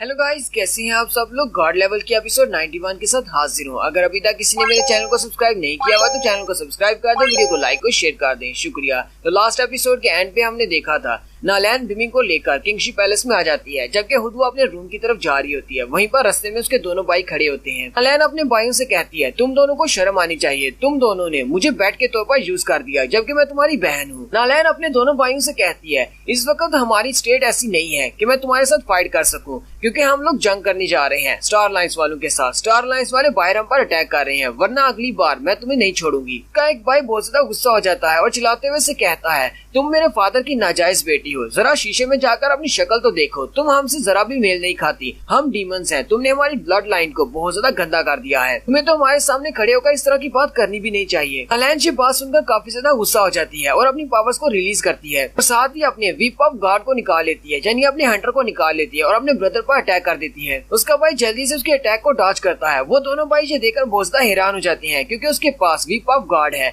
वो कहते हैं, तुम्हारी हिम्मत कैसे हुई हम पर अटैक करने की। उसी वक्त एक सोल्जर भागता हुआ अंदर आता है और कहता है, कुछ बहुत ही बुरा हुआ है, हम पर अटैक हो गया है। स्टार लाइन्स वालों ने किंगशी पैलेस पर अटैक कर दिया है, वो लोग सीधे यहीं पर आ रहे हैं। नालैन भी ये बात सुनकर काफी ज्यादा हैरान हो जाती है कि स्टार लाइन्स वाले सीधे किंगशी पैलेस पर क्यों अटैक करेंगे। किंगशी पैलेस के बाहर का सीन दिखाया जाता है। किंगशी पैलेस के बाहर स्टार लाइन्स के कुछ पपेट्स होते हैं। ये सारी मशीनें हैं जो कि स्टार लाइन्स वालों ने डेवलप की हैं, खास तौर पर डीमंस को मारने के लिए बनाई गई हैं। जबकि उन मशीनों का सामना कुछ डीमंस के साथ होता है। उन मशीनों के हाथ में भी वही ब्लैक गोल्ड मेका वाली आर्मर्स होते हैं, जिनके अंदर लेजर पावर है। उनके सामने खड़े डीमन गार्ड्स कहते हैं, आए ये किस तरह के वेपन्स हैं, और फिर साथ ही वो मशीनी रोबोट्स अपने हाथों से फायर कर देते हैं और वहाँ पर जबरदस्त धमाके होते हैं। जब किंगशी पैलेस के बाहर धमाके होते हैं, किंगशी पैलेस के अंदर एम्परर किंगशी और बिमिंग जो कि अंदर बैठे होते हैं, उन्हें भी महसूस होता है कि बाहर कुछ हो रहा है। बिमिंग कहता है, ये अर्थक्वेक तो नहीं लगता है कि जब बाहर एक्सप्लोजन्स हो रहे हैं। एम्परर किंगशी कहता है, ये तो धमाकों की आवाज है, लेकिन ऐसा कैसे हो सकता है, मुझे किसी की भी स्पिरिचुअल पावर महसूस नहीं हो रही। साथ ही वो बिमिंग की तरफ देखकर सोच रहा होता है, लगता है कि ये सब कुछ इसी लड़के ने किया है, इस बिमिंग ने। पर किंगशी जल्दी से उठकर खड़े हो जाते हैं और बिमिंग से कहते हैं, हालांकि तुम्हारी बॉडी के अंदर से एंशिएंट बीस्ट का ऑरा निकल रहा है, लेकिन तुम्हारी हड्डियों के अंदर से मुझे पता चल रहा है कि तुम्हारे अंदर इंसानी ऑरा भी है, तुम एक इंसान हो, बीस्ट नहीं। और साथ ही एम्परर फिर से अपनी बड़ी सी तलवार को निकाल लेते हैं और कहते हैं, अब जल्दी से बको, तुम्हारा यहाँ पर आने का मकसद क्या है, तुम यहाँ पर क्या करने के लिए आए हो। अगर तुमने मुझसे झूठ बोला या फिर कुछ भी छुपाने की कोशिश की तो मैं तुम्हारा सर अभी काट दूंगा। अपनी तलवार को बिमिंग के सामने करते हुए कहते हैं, चलो जल्दी से बोलना शुरू करो, नहीं तो तुम्हारा सर कट जाएगा। बिमिंग एम्परर किंगशी से कहता है, मेरा मकसद यहाँ पर आकर डीमंस को नुकसान पहुँचाना नहीं है, मैं तो यहाँ पर स्टार लाइन्स वालों के साथ फाइट करने के लिए आया हूँ, क्योंकि स्टार लाइन्स वालों के साथ मेरी पहले से एक दुश्मनी चल रही है। मैंने सुना जब आप लोग उनके साथ फाइट करने वाले हैं तो मैं यहाँ पर आपके साथ अपनी पावर को कंबाइन करने के लिए आ गया हूँ। किंगशी से कहते हैं, मुझे तुम्हारी हेल्प की जरूरत नहीं, तुम्हें क्या लगता है कि तुम इतने ज्यादा स्ट्रॉन्ग हो, तुमसे काफी ज्यादा स्ट्रॉन्ग तो मेरे पास डीमंस हैं।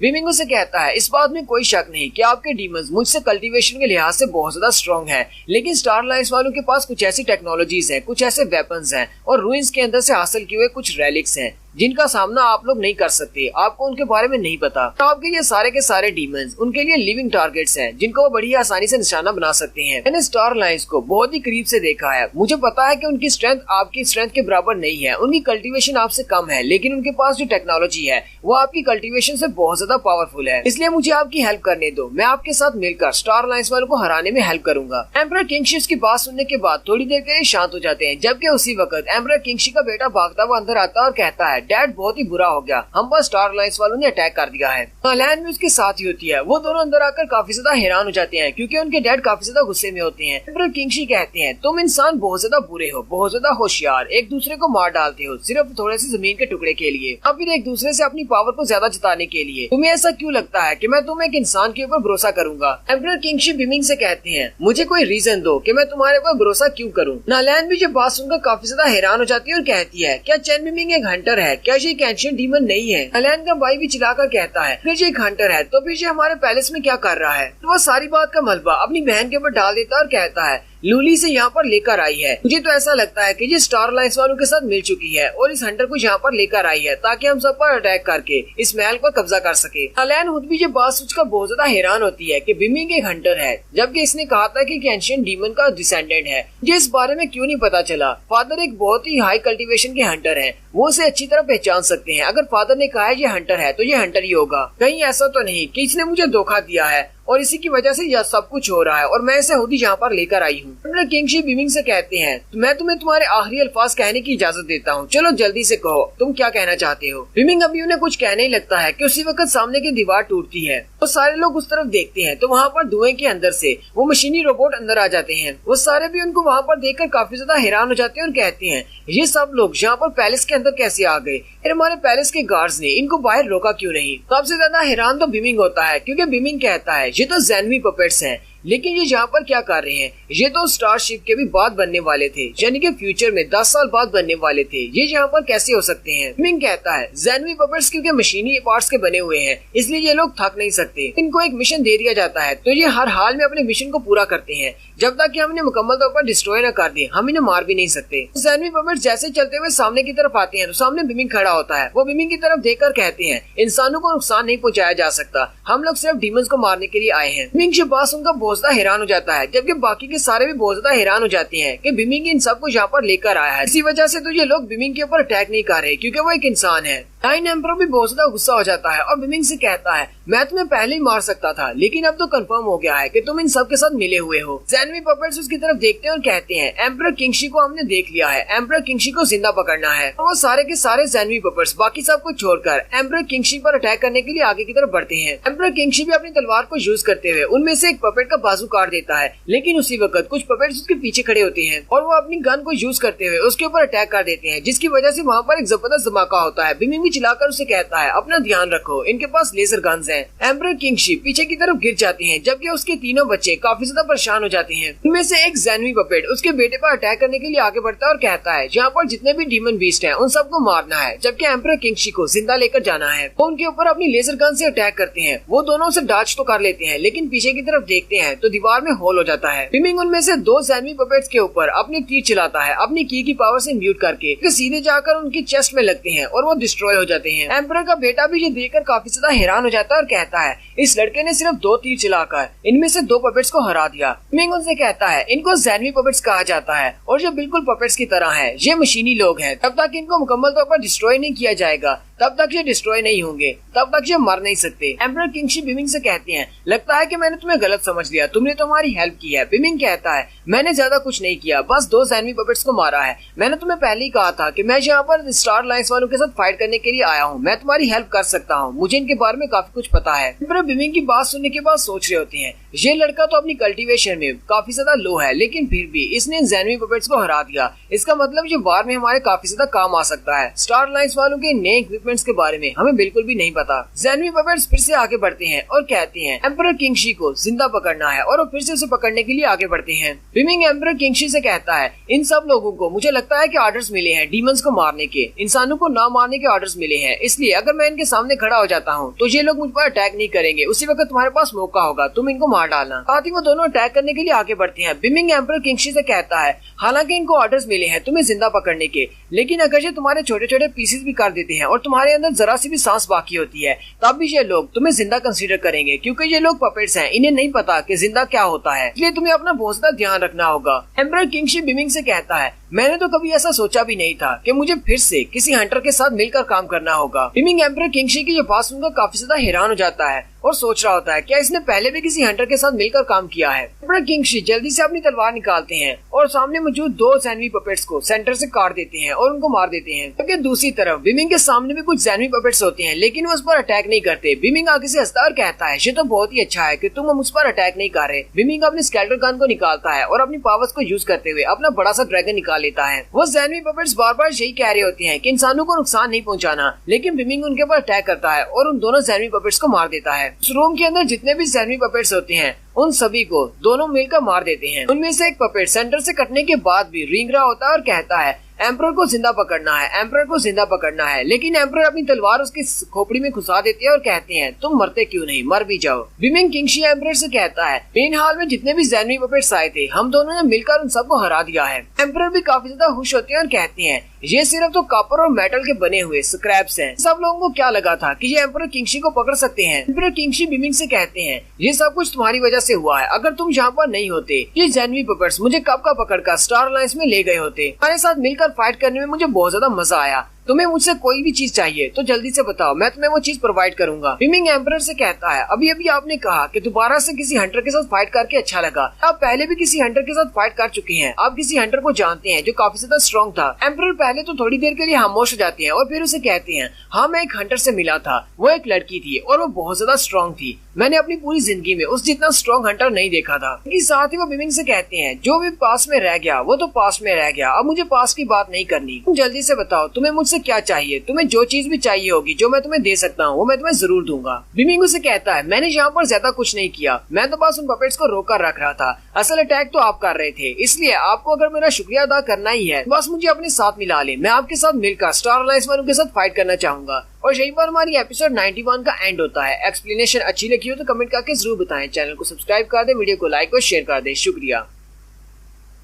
हेलो गाइस, कैसे हैं आप सब लोग। गॉड लेवल के एपिसोड 92 के साथ हाजिर हूँ। तो लास्ट एपिसोड के एंड पे हमने देखा था बिमिंग जीवी पपेट्स को हराने में उनकी हेल्प करता है, जिसकी वजह से एम्परर काफी ज्यादा खुश हो जाते हैं। एम्परर किंगशिप से कहते हैं, अगर तुम्हें मुझसे कुछ चाहिए तो तुम मुझसे मांग सकते हो, मैं तुम्हें वो चीज जरूर दूंगा अगर मेरे पास वो चीज हुई तो। बिमिंग उसे कहता है, मुझे तुमसे कोई भी चीज नहीं चाहिए, मैं तो बस तुम्हारे साथ मिलकर फाइट करना चाहता हूँ, अगर तुम चाहो तो हम दोनों अपनी फोर्सेस को ज्वाइन कर सकते हैं। एम्परर किंगशिप से कहते हैं, मेरी बेटी ने आकर मुझे बताया है कि तुम स्टार अलायंस के बारे में काफी कुछ जानते हो और अभी अभी तुमने हमें दिखाया भी है उन पपेट्स के साथ फाइट करके कि तुम इन पपेट्स को कितनी आसानी से हरा सकते हो। क्या तुम हमें बता सकते हो कि तुम्हारा स्टार अलायंस वालों के साथ क्या रिलेशनशिप है, तुम स्टार अलायंस वालों को कैसे जानते हो। बिमिंग उनकी बात सुनने के बाद थोड़ा सा हैरान हो जाता है और कहता है, अब मैं इनको क्या बताऊं कि स्टार अलायंस वालों के साथ मेरा क्या रिलेशनशिप है। स्टार अलायंस वालों ने मुझे मार दिया था और मैं वापस में पास्ट में आया हूँ, ये लोग मेरी इस बात पर बिल्कुल भी यकीन नहीं करेंगे। बिमिंग एम्परर से कहता है, मैं अपने पास्ट के बारे में बात नहीं कर सकता, इसलिए मैं आपको कुछ भी नहीं बताऊंगा, इसके लिए मुझे माफ कर दें। एम्परर उसे कहते हैं, चलो फिर कोई बात नहीं, अगर तुम अपने पास्ट के बारे में बात नहीं करना चाहते तो फिर मैं भी तुमसे दोबारा नहीं पूछूंगा। एम्परर उसे कहते हैं, चलो फिर ठीक है, हाथ मिला लेते हैं, हम दोनों मिलकर स्टार अलायंस वालों को हराएंगे।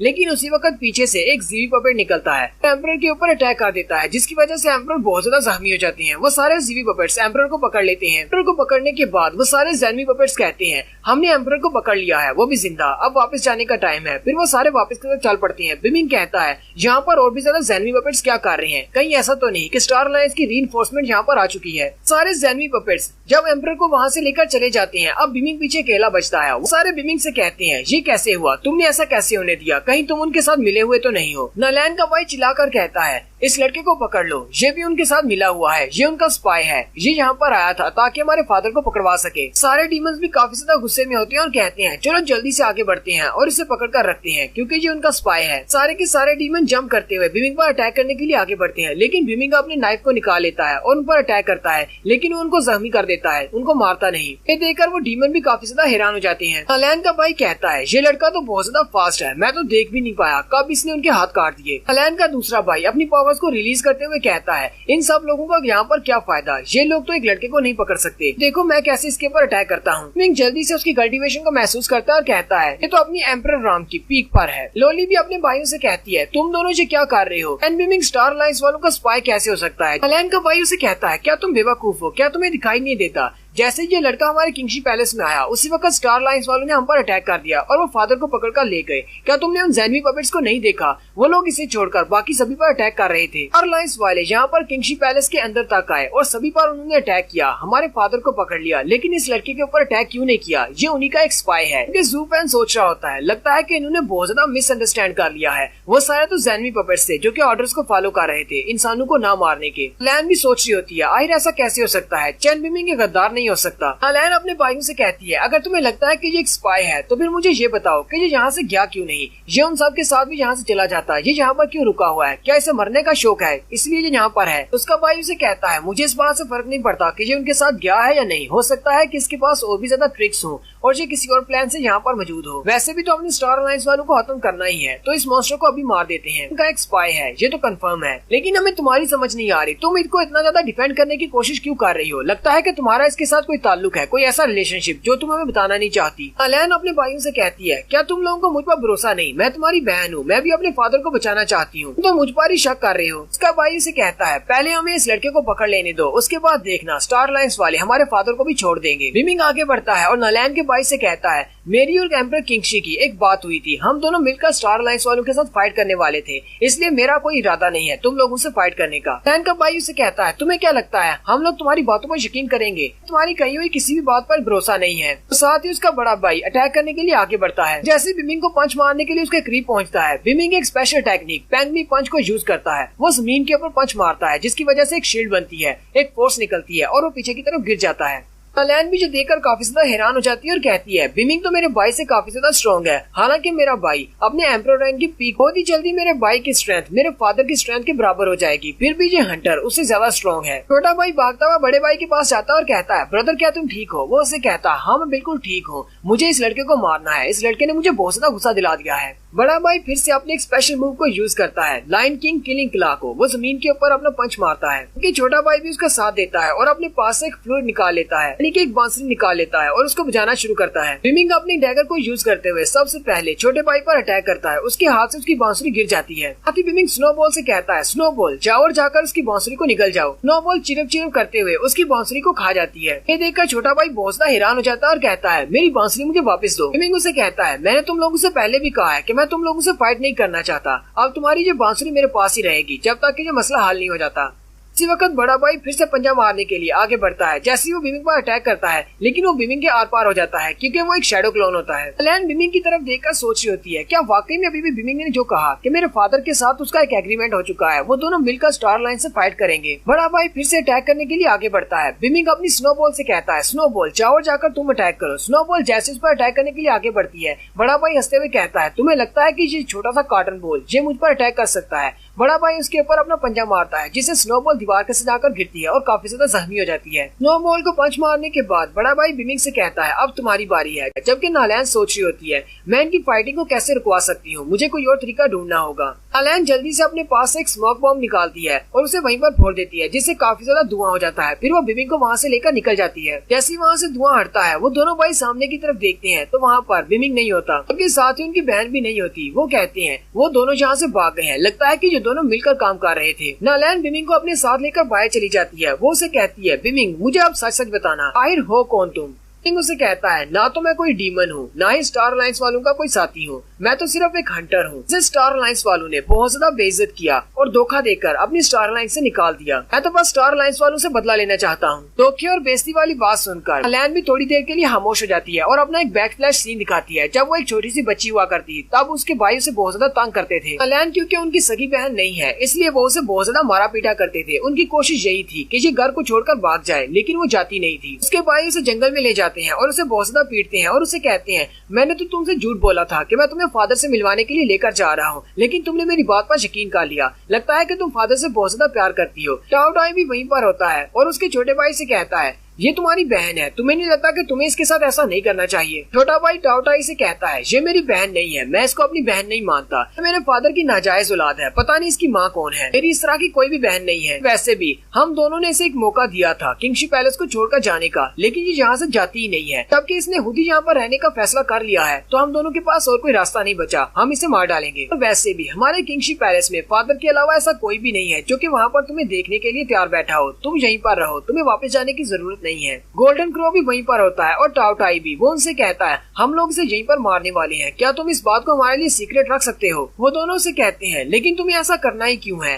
नालैन उन दोनों की तरफ देखती है और उन दोनों से मदद के लिए कहती है। टाओटाई इस बात के लिए जरा भी राजी नहीं होता कि वो अपनी बहन को मार डाले। भाई टाओटाई से कहता है क्या तुम मेरी बहन को बचाना चाहती हो? क्या तुम्हारे अंदर इतनी ज्यादा हिम्मत आ गई है? टाओटाई काफी ज्यादा घबरा जाता है और उसके बड़े भाई से कहता है नहीं ऐसी बात नहीं है, तुम इसे मार सकते हो। तो खामोश होकर वहीं पर खड़ा हो जाता है जबकि नालैन उसे भी अभी भी पुकार रही होती है और कहती है टाओटाई प्लीज मेरी हेल्प करो। बड़ा भाई अपने हाथों पर अपनी पावर्स को रिलीज करता है और उसे पंजा मारने के लिए आगे बढ़ता है और कहता है गुड बाय हमारी छोटी बहन। लेकिन जैसे ही वो उसके ऊपर अटैक करने वाला होता है वहीं पर उनके फादर यानी कि किंगशी एम्परर आ जाते हैं। बड़ा भाई चिल्लाकर कहता है बड़े भाई फादर यहाँ पर आ गए हैं। किंगशी जल्दी से नालैन को अपने साथ लगा लेते हैं और कहते हैं तुम दोनों बेवकूफ यहाँ पर क्या करने की कोशिश कर रहे हो? ये तुम्हारी छोटी बहन है, क्या तुम इसे मारने की कोशिश कर रहे हो? लगता है कि मुझे तुम दोनों को सबक सिखाना पड़ेगा, ऐसे तुम दोनों नहीं मानने वाले। और वो दोनों ही भाई बहुत ज्यादा डर जाते हैं। नालैन बिमिंग से कहती है तो ये मेरी कहानी थी। जब मेरे डैड को पता चला कि मैं अपने आप को बचा नहीं सकती तो उन्होंने मुझे मैजिकल वेपन्स दिए, मुझे वीप ऑफ गॉड दी और उसके अलावा अपने ब्लड मार्क वाला ये ब्रेसलेट भी दिया। उसके बाद दोनों भाइयों ने मुझे कभी भी तंग नहीं किया।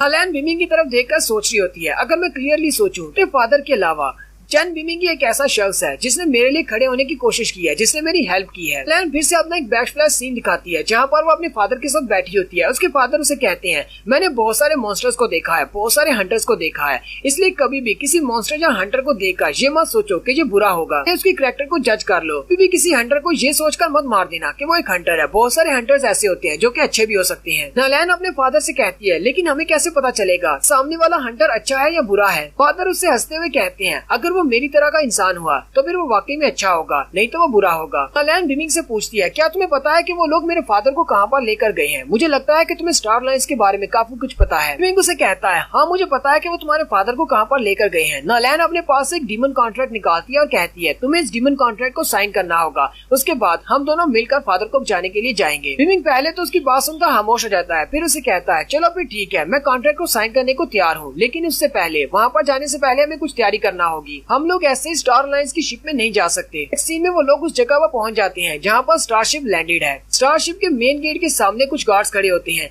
लैन बिमिंग से कहती है, वहाँ पर तो बहुत सारे गार्ड्स हैं, हम लोग अंदर कैसे जाएंगे? बिमिंग आगे से हंसना शुरू कर देता है और कहता है, तुम्हें परेशान होने की जरूरत नहीं, मेरे पास एक बहुत ही अच्छा प्लान है। नेक्स्ट एपिसोड में देखेंगे कि बिमिंग के पास कौन सा प्लान है और शिप के अंदर जाने के बाद उनका सामना एक एम्परर के साथ होने वाला है। वही उन 5 एम्परर में से एक एम्परर है जिन 5 ने मिलकर बिमिंग को मारा था। यहीं पर हमारी एपिसोड 92 का एंड होता है। एक्सप्लेनेशन अच्छी लगी हो तो कमेंट करके जरूर बताएं। चैनल को सब्सक्राइब कर दें, वीडियो को लाइक और शेयर कर दें।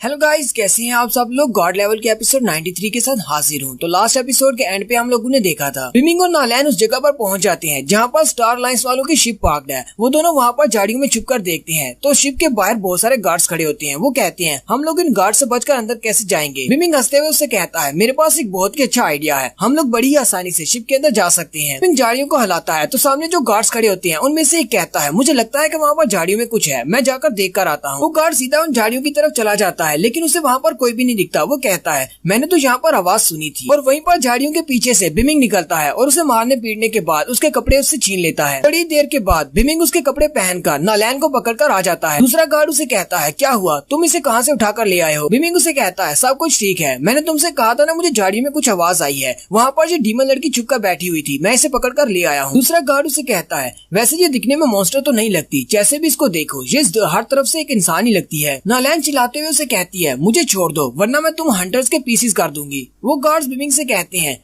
ये लड़की तो वाकई में एक मॉन्स्टर है जिसने अपनी बॉडी को ट्रांसफॉर्म किया हुआ है। ये हमारी रिसर्च में बहुत ज्यादा अच्छी साबित होगी क्योंकि इसकी बॉडी बहुत ज्यादा परफेक्ट है। इसे शिप के मेन हिस्से में ले जाओ जहाँ पर रिसर्च रूम है। बिमिंग उन दोनों से कहता है, चलो ठीक है, मैं इसे अंदर लेकर जा रहा हूँ। फिर बिमिंग उसे लेकर अंदर चला जाता है। फिर लेवल 9 की एम्परर शिप के अंदर का सीन दिखाते हैं। शिप के अंदर भी काफी सारे गार्ड्स होते हैं। बिमिंग और नालैन दोनों उन गार्ड से बचते हुए प्रिजनर रूम की तरफ जा रहे होते हैं। बिमिंग कहता है, इनका प्रिजनर रूम इस तरफ होना चाहिए जहाँ पर उन्होंने एम्परर को बांध कर रखा होगा। वो दोनों एक दीवार के पीछे छुपकर उन गार्ड्स को देख रहे होते हैं कि कब वो यहाँ से जाएं और वो प्रिजन रूम की तरफ जाएं। कहता है, इस शिप के ऊपर बहुत सारे गार्ड्स हैं, इसलिए मैं नहीं चाहता कि कोई गार्ड हमें देखे, हम लोगों को चुपके चुपके से ये काम करना होगा। जबकि बिमिंग सोच रहा होता है, मेरी स्नोबॉल पहले से काफी ज्यादा जख्मी है और वो अभी तक हील नहीं हुई होगी कि नालैन के भाई ने उसे पंच मारा था। मैं अपने पिछले 10 सालों का बदला इनसे ले सकता हूँ लेकिन अभी टाइम ठीक नहीं है, मैं अपना बदला फिर किसी दिन ले लूंगा, पहले मुझे यहाँ से एम्परर किंगशी को बचाना है। वो दोनों चलते हुए जैसे आगे जाते हैं तो वहाँ पर एक रूम होता है जिसके अंदर बहुत सारे पिंजरे रखे होते हैं और उन पिंजरों के अंदर डीमंस कैद होते हैं। बिमिंग कहता है, मुझे तो कुछ भी समझ नहीं आ रही, ये सब कुछ फ्यूचर में होने वाला था, ये पहले कैसे हो सकता है? ये लेवल 9 की शिप ये भी फ्यूचर में 10 साल बाद बनने वाली थी। वो सारे ज़ेनवी पपेट्स वो भी 10 साल बाद बनने वाले थे लेकिन वो सारे के सारे अभी इन्होंने कैसे बना लिए हैं और ये इस शिप के ऊपर कौन से एक्सपेरिमेंट्स कर रहे हैं? आखिर मेरे पास्ट में आने की वजह से स्टार लाइन्स कैसे बदल गई? स्टार लाइन्स में इतनी ज्यादा तरक्की कैसे हो गई? नालैन बिमिंग से कहती है, इन सारे पिंजरों में कैद इन डीमंस को देखकर मुझे बहुत ही अनकंफर्टेबल फील हो रहा है, मैं यहाँ से जा रही हूँ, डैडी यहाँ पर नहीं है, चलो किसी और रूम में चलते हैं। वहीं पर सामने वाले रूम से बिमिंग को कुछ ओरा महसूस होता है। बिमिंग कहता है, सामने से बहुत ही पावरफुल एनर्जी निकल रही है और इसकी एनर्जी बिल्कुल मेरी एनर्जी के जैसी है। बिमिंग कहता है, मैं इस एनर्जी को पहचानता हूँ, ये तो स्टार लाइन्स के 5 एम्परर में से एक एम्परर जिसका नाम टियानचू है उसकी एनर्जी है। जैसे बिमिंग को पता चलता है कि यहाँ पर टियानचू है, बिमिंग भी अपनी एनर्जी को रिलीज करता है क्योंकि वो बहुत ज्यादा गुस्से में है और वो टियानचू को मारना चाहता है। टियानचू को भी कुछ महसूस होता है। टियानचू कहता है, लगता है कि यहाँ पर कोई ऐसा है जो मुझे मारना चाहता है। एम्परर टियानचू टियानजू उसी रूम के अंदर होता है जहाँ पर पिंजरों के अंदर बहुत सारे डीमंस को कैद किया गया है, जबकि बिमिंग शीशे की दूसरी तरफ होता है, उस रूम के बाहर वाली साइड पर। बिमिंग यहाँ पर एम्परर ऑफ टियानजू के बारे में बताता है। बिमिंग कहता है स्टार अलायंस में टोटल 5 एम्परर है और टियानजू सबसे ज्यादा यंग है और इसके अलावा डीमंस पर एक्सपेरिमेंट करने के सारे काम यही करता है, इसीलिए इसको एम्परर ऑफ हॉरर भी कहा जाता है। मैंने तो सोचा भी नहीं था कि वैली ऑफ गॉड में मेरा सामना एम्परर टियानजू के साथ होगा। बिमिंग कहता है मुझे अच्छी तरह से याद है अपनी पास्ट लाइफ में जब 5वें एम्परर ने मुझे घेर लिया था और मुझ पर अटैक करने वाले थे तो सबसे पहले टियानजू ने मुझ पर अटैक किया था। बिमिंग बहुत ज्यादा गुस्सा आ जाता है और कहता है मुझे आज भी वो दर्द याद है, उनकी स्वर जब मेरे सीने के आर पार हुई थी। टियानजू का एक गार्ड उसे कहता है बॉस आपको क्या लगता है कि यहाँ पर शिप के अंदर कोई ऐसा डीमन है जो कि आपको मारना चाहता है, या फिर बाहर से कोई डीमन हमारी शिप के अंदर घुस आया है। दूसरा गार्ड कहता है हमारी शिप बहुत ज्यादा हेवीली गार्डेड है, कोई भी डीमन बाहर से अंदर नहीं आ सकता। हो सकता है कि यहाँ पर पिंजरों में जितने भी मॉन्स्टर कैद हैं उनमें से कोई इतना पावरफुल हो, उसकी एनर्जी रिलीज हो रही हो। टियानजू उन दोनों से कहता है तुम्हारी बात ठीक है, हमारी शिप के अंदर कोई मॉन्स्टर अकेला नहीं आ सकता, लेकिन अगर वो किसी इंसान के साथ होगा तो वो बड़ी ही आसानी से अंदर आ सकता है। दोनों गार्ड उसे कहते हैं एम्परर ऐसा नहीं हो सकता, वैली ऑफ गॉड के सारे डीमंस और मॉन्स्टर ये सारे वाइल्ड एनिमल्स हैं, इनमें से कोई भी हमारा पेट बनने के लायक नहीं, तो कोई इंसान इनको कैसे कंट्रोल कर सकता है। एम्परर उन्हें कहता है चलो फिर छोड़ो इस बात को, अभी के लिए यहाँ से चलते हैं। फिर वो लोग गली से आगे चले जाते हैं। उनके जाने के बाद बिमिंग और नालैन दोनों चैन की सांस लेते हैं। बिमिंग नालैन से कहता है वो लोग यहाँ से जा चुके हैं, कमरा बिल्कुल खाली है, चलो प्रिजन रूम में चलते हैं और तुम्हारे डैड को जाकर बचाते हैं। नालैन बिमिंग से पूछती है क्या तुम्हें पता है यहाँ पर ये जो लड़का था ये बहुत ज्यादा पावरफुल था, ये कौन था। बिमिंग उसे कहता है ये स्टार अलायंस के 5 एम्परर में से एक एम्परर है, इसके अलावा बाकी 4 एम्परर हैं, वो भी इसी की तरह बहुत ज्यादा स्ट्रॉन्ग है और उन सभी की स्ट्रेंथ एक दूसरे से बहुत ज्यादा है। बिमिंग उसे कहता है आज जो मेरी हालत है वो सारी इन्हीं 5 की वजह से है, मैंने अपने आप से वादा किया हुआ है कि मैं इन 5 को मार डालूंगा और स्टार अलायंस को कम्प्लीटली डिस्ट्रॉय कर दूंगा। अगर इन सब को मारने के दौरान मुझे मरना भी पड़ा तो फिर भी मैं इन सबको अपने साथ लेकर मरूंगा। नालैन उसे कहती है तुम ऐसे नहीं मार सकते, हमने कॉन्ट्रैक्ट साइन किया हुआ है, तुमने पहले मुझसे झूठ बोला था कि तुम एक डीमन हो लेकिन तुम एक हंटर हो, मैंने तुम्हें अभी उसके लिए माफ नहीं किया, चाहे स्टार अलायंस हो या फिर एम्परर्स हो, तुम किसी के हाथों से मर नहीं सकते जब तक कि मैं तुम्हें माफ नहीं करती। तुम्हारा मास्टर होने के नाते मैं तुम्हें ये ऑर्डर दे रही हूँ कि तुम्हें यहाँ पर मरना नहीं है, अपने आप को बचाना है, अगर तुमने मरने की कोशिश की तो मैं तुम्हें कभी माफ नहीं करूंगी। बिमिंग उसकी बात सुनने के बाद हल्का सा मुस्कुराता है और कहता है यंग मिस हाँ क्यों नहीं, मैं यहाँ पर नहीं मरने वाला। फिर वो दोनों दीवार के साथ छुपकर अंदर की तरफ देखते हैं। उस रूम के अंदर उनके डैड किंगशी एम्परर होते हैं। नालैन और बिमिंग शीशे के बाहर से अंदर की तरफ देख रहे होते हैं। एम्परर किंगशी उनसे कहते हैं तुम दोनों यहाँ पर क्या कर रहे हो। बिमिंग उसे कहता है हम लोग यहाँ पर तुम्हें बचाने के लिए आए हैं। उसी वक्त वो शिप हिलना शुरू हो जाती है। बिमिंग कहता है ये तो बिल्कुल भी अच्छा नहीं है, लगता है ये शिप उड़ने वाली है, हमें जल्दी से जल्दी यहाँ से निकलना होगा। वो आगे बढ़ते हैं और एम्परर किंगशी को उठा लेते हैं, लेकिन उसी वक्त वहाँ पर टियानजू का एक गार्ड आ जाता है। वो चिल्लाते हुए उन दोनों से कहता है ये तो लाइन एम्परर है, ये हमारा टेस्ट सब्जेक्ट है, तुम इसे कहाँ पर लेकर जा रही हो। और साथ ही वो चिल्लाना शुरू कर देता है कि हमारी शिप के अंदर कुछ बाहर के लोग घुस गए हैं जो कि एम्परर किंगशी को बचाने के लिए आए हैं। बहुत सारे गार्ड्स भागते हुए उस तरफ आ जाते हैं। नालैन जल्दी से अपना हंटर निकालती है और उन पर अटैक करने के लिए आगे बढ़ जाती है और बिमिंग से कहती है तुम मेरे डैड को संभालो, मैं इन सबको संभालती हूँ। वो अपने हंटर को यूज करते हुए सामने से आने वाले 2-3 हंटर्स को अपनी विप में बांध लेती है और इलेक्ट्रिक शॉक देती है। इसकी वजह से वो लोग वहीं पर बेहोश हो जाते हैं। गार्ड बाकियों से कहता है ज़ेनवी पपेट्स के डेटा को अपडेट करो ताकि वो हंटर्स पर भी अटैक कर सके, जल्दी से उन्हें मॉडिफाई करो, यहाँ पर कुछ घुसपैठिए घुस आए हैं। एम्परर टियानजू जो कि शिप के दूसरे हिस्सा में होता है, वहीं पर एक बंदा आता है और उन्हें सारी बात बताता है। एम्परर टियानजू कहता है लगता है कि शिप पर कुछ बहुत ज्यादा इंटरेस्टिंग होने वाला है, चलो फिर मैं भी चल के देखता हूँ। बिमिंग नालैन से कहता है ये सारे सोल्जर्स तो हमारे पीछे आते रहेंगे, इनमें से कोई भी हमारा पीछा नहीं छोड़ेगा, लेकिन हमें एम्परर को यहाँ से लेकर जाना होगा क्योंकि इसके जख्म बहुत ज्यादा गहरे हैं, हम लोग यहाँ पर ज्यादा देर तक रुक नहीं सकते। लोग जैसे वहाँ से निकलने लगते हैं उनके सामने 2 भाई आकर रुकते हैं जो कि ट्विन ब्रदर्स होते हैं, एक का नाम शीरी होता है और एक का नाम शीजुई होता है। वो दोनों भाई एम्परर किंगशी से कहते हैं तुम यहाँ से कहाँ पर भाग कर जा रहे हो, तुम्हें लगता है कि तुम यहाँ से भाग पाओगे, वापस अपने सेल में जाकर बैठ जाओ। जबकि ज़ेनवी पपेट्स भी वहाँ पर आ जाते हैं जो कि अब पहले से मॉडिफाई हो चुके हैं और वो बिमिंग पर भी अटैक कर सकते हैं। दोनों भाई एम्परर किंगशी से कहते हैं अगर तुम हमारी बात मानकर वापस अपने सेल में चले जाते हो तो हम लोग यही सोचेंगे कि यहाँ पर कुछ भी नहीं हुआ, तुम्हारे लोगों ने हम लोगों पर अटैक नहीं किया, तुम पहले से बहुत ज्यादा जख्मी हो, हम तुम्हारे ऊपर और ज्यादा अटैक करके तुम्हें जख्मी नहीं करना चाहते, वरना तुम हमारे किसी काम के नहीं रहोगे। बिमिंग उन दोनों से कहता है तुम्हें क्या लगता है कि हम लोग तुमसे डरते हैं, तुम्हारे जैसे यूजलेस पीस ऑफ जंक से हम लोग क्यों डरने लगेंगे। शीरी बिमिंग से कहता है ये लड़का कहाँ से आया है जो कि एम्परर टियानजू के यहाँ पर होते हुए हमारे साथ इतनी बदतमीजी से बात कर रहा है, लगता है इसे अपनी मौत का जरा भी डर नहीं। दोनों भाइयों ने अपने अपने हाथ के ऊपर ब्लैक गोल्ड मेका से बने हुए आर्मर पहने होते हैं और इन दोनों भाइयों के क्योंकि ये ट्विंस हैं इसलिए दोनों अपने बाजू को मिलाकर अपनी स्ट्रेंथ को बढ़ा सकते हैं। वो दोनों अपने अपने बाजू को जोड़ते हैं और एक जबरदस्त अटैक के लिए रेडी हो जाते हैं। वो दोनों अपने बाजुओं को जोड़ने के बाद एक लेजर बीम बिमिंग की तरफ फेंकते हैं, जबकि बिमिंग भी जल्दी से अपने बैंगमिंग पंच को यूज करता है। वो जमीन के ऊपर पंच मारता है जिससे उसके इर्द गिर्द एक शील्ड बन जाती है, एक फोर्स फील्ड। वो उन दोनों के अटैक्स को डिफ्लेक्ट कर देता है। वो दोनों भी जो देखकर बहुत ज्यादा हैरान हो जाते हैं और कहते हैं इसके ऊपर तुम्हारे अटैक ने काम नहीं किया, लगता है कि ये लड़का कोई आम लड़का नहीं है, ये भी बहुत ज्यादा पावरफुल है। और उसी वक्त एम्परर टियानजू भी वहीं पर आ जाता है और बिमिंग से कहता है तुम्हें देखकर लगता है जैसे तुम मुझसे बहुत ज्यादा नफरत करते हो और तुम मुझे मारना चाहते हो, तो फिर तुम मुझे कैसे मारना चाहोगे अब जबकि मैं तुम्हारे सामने आकर खड़ा हूँ। बिमिंग टियानजू की तरफ देखता है और कहता है ये तो वाकई में टियानजू है। टियानजू एम्परर किंगशी से कहता है तुम यहाँ से कहाँ पर जा रहे हो, हमने तुम्हें एक मौका दिया था, हम तुम्हारे साथ मिलकर काम करना चाहते थे, लेकिन तुमने हमारी बात नहीं मानी। और जो लोग हमारी बात नहीं मानते हम लोग उनके साथ ऐसा ही करते हैं। नालैन भी जो बात सुनकर हैरान हो जाती है और अपने फादर से कहती है डैड जी किस बारे में बात कर रहा है। टियानजू नालैन की तरफ देखता है और कहता है तुम इस लाइन को अपना डैड क्यों कह रही हो, कहीं तुम इसकी बेटी तो नहीं हो, लेकिन मुझे तुम्हारी बॉडी से जरा भी डीमन की स्मेल नहीं आ रही, जैसे तुम कोई डीमन नहीं एक इंसान हो। साथ ही टियानजू बड़ी स्पीड के साथ आगे बढ़ता है और उसका हाथ पकड़ लेता है। नालैन ने अपने हाथ में गॉड व्हिप पकड़ी होती है। वो उसे कहता है मुझे नहीं लगा था कि मैं कभी गॉड व्हिप को अपने सामने देखूंगा, ये तो बहुत ही अच्छा वेपन है। एम्परर किंगशी अपनी बेटी को बचाने के लिए जल्दी से आगे बढ़ते हैं और कहते हैं मेरी बेटी का हाथ छोड़ो। टियानजू भी पीछे की तरफ हट जाता है और अपने पास से बहुत सारी चेन्स निकाल लेता है और एम्परर किंगशी को अपनी एनर्जी से बनी हुई चेन्स के अंदर बांध लेता है। टियानजू कहता है चलो यहाँ पर आना बेकार साबित नहीं हुआ, मुझे गॉड व्हिप मिल गई। गॉड व्हिप का मिलना बहुत ज्यादा खास है क्योंकि ये भी एक मैजिकल वेपन है। और साथ ही वो नालैन से कहता है लिटिल गर्ल तुम्हें क्या लगता है कि तुम एक डीमन हो और तुम इस डीमन की बेटी हो। हाँ ये बात भी ठीक है कि तुम एक डीमन की बेटी हो, लेकिन तुम सिर्फ डीमन की बेटी नहीं हो, तुम एक हाइब्रिड हो, तुम एक इंसान और डीमन की बेटी हो। बिमिंग भी उसकी बात सुनकर बहुत ज्यादा हैरान हो जाता है और कहता है ऐसा कैसे हो सकता है, एक डीमन और इंसान में रिलेशनशिप कैसे हो सकता है। स्टार अलायंस के सारे गार्ड्स भी जब बात सुनकर बहुत ज्यादा हैरान हो जाते हैं और कहते हैं इससे पहले तो हमने कभी इस बारे में नहीं सुना कि कोई इंसान और डीमन आपस में रिलेशनशिप कायम करके एक ब्रीड नस्ल का बच्चा पैदा कर सकते हैं। नालैन भी जब बात सुनकर काफी ज्यादा हैरान होती है और कहती है ये तुम क्या बकवास कर रहे हो, मैं एक हाइब्रिड कैसे हो सकती हूँ। एम्परर टियानजू से कहता है ओह तो इसका मतलब तुम्हारे डैड ने तुम्हें इस बारे में कुछ भी नहीं बताया, क्या उसने तुम्हें ये नहीं बताया कि तुम्हारी माँ कौन थी। नालैन उसकी बात सुनकर और भी ज्यादा हैरान हो जाती है और यहीं पर हमारी एपिसोड 93 का एंड होता है। एक्सप्लेनेशन अच्छी लगी हो तो कमेंट करके जरूर बताइएगा, चैनल को सब्सक्राइब कर दे, वीडियो को लाइक और शेयर कर दे, शुक्रिया।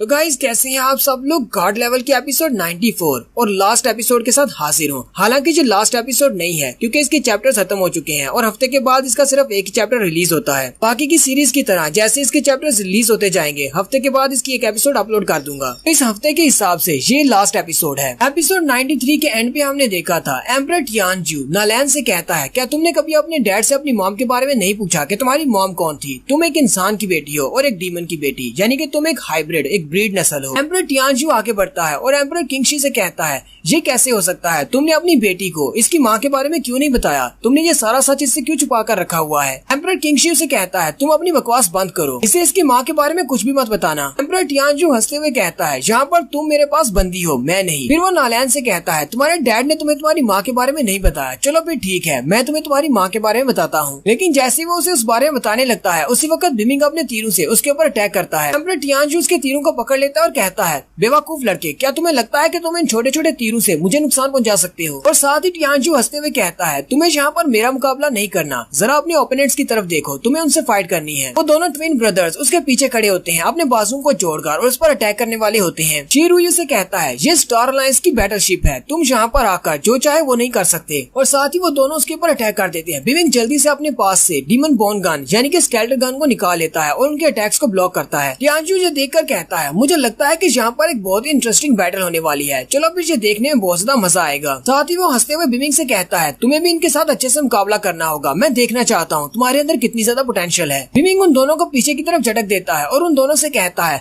मैं अपना टाइम बचाने के लिए तुम दोनों के साथ एक साथ फाइट करूंगा और तुम दोनों को एक साथ ही मारूंगा। वो दोनों से कहते हैं लगता है कि तुम्हारे दिमाग में भूसा भरा हुआ है, यहाँ पर तुम डिसएडवांटेज पर हो, तुम हमसे जीत नहीं सकते। वो दोनों ट्विन्स अलग अलग हो जाते हैं, एक साइड से इस पर अटैक करता है जबकि दूसरा दूसरी साइड से, जबकि बिमिंग उन दोनों के दरमियान में होता है। वो दोनों मिलकर उसके ऊपर अटैक करते हैं। बिमिंग भी उनके अटैक्स को ब्लॉक करता है। वहाँ पर एक जबरदस्त धमाका होता है। बिमिंग कहता है मुझे बहुत ज्यादा ध्यान रखना होगा, ये दोनों एक एक तरफ से मुझ पर अटैक कर रहे हैं। टियानजू भी उन पर नजर लगाए खड़ा होता है। एम्परर टियानजू बिमिंग से कहता है मुझे लगता है कि मैं तुमसे बहुत जल्दी सरप्राइज हो गया, लेकिन तुम तो बिल्कुल बेकार हो, तुम तो मेरे सोल्जर्स के सामने ही नहीं टिक पा रहे। एम्परर टियानजू ने अपनी चेन्स के अंदर नालैन को भी बांध लिया होता है। नालैन चिल्लाते हुए उससे कहती है तुम्हें नहीं लगता कि अगर ये बात बाहर जाकर फैल गई कि तुमने हम जैसे लड़कों को और बच्चों को यहाँ पर बांध कर रखा हुआ है तो तुम्हारा नाम खराब हो जाएगा। बाकी के सारे लोग तुम्हारे स्टार अलायंस के नाम पर हंसा करेंगे। एम्परर टियानजू आगे बढ़ता है और नालैन से कहता है तुम्हारा मुंह बहुत ज्यादा चलता है, लेकिन मैं तुम्हें एक बात बता दूं, तुम उस लड़के के लिए बहुत ज्यादा फील कर रही हो, लेकिन वो लड़का बिल्कुल वैसा ही है जैसी तुम्हारी माँ थी। वो भी बिल्कुल इसी तरह की एक पागल हंटर थी। उसे भी स्टार अलायंस वालों के साथ पंगा लेने का बहुत शौक था। नालैन के डैड फिर से चिल्लाकर उसे कहते हैं यहाँ से दूर रहो, मेरी बेटी के पास मत आओ। एम्परर टियानजू से कहता है मुझे लगता है कि इस सब में बहुत ज्यादा मजा आने वाला है। टियानजू अपने दोनों ट्विन से कहता है तुम दोनों वहीं पर रुक जाओ, मैं नहीं चाहता कि तुम दोनों इस लड़के को मारो, मैं इस लड़के को जिंदा रखना चाहता हूँ। जब मैं इस लड़की की बॉडी को चीर फाड़ कर इसके ऊपर जेनेटिक एक्सपेरिमेंट्स करूंगा तब इसका लवर इसके सामने खड़ा होकर सब कुछ देखेगा।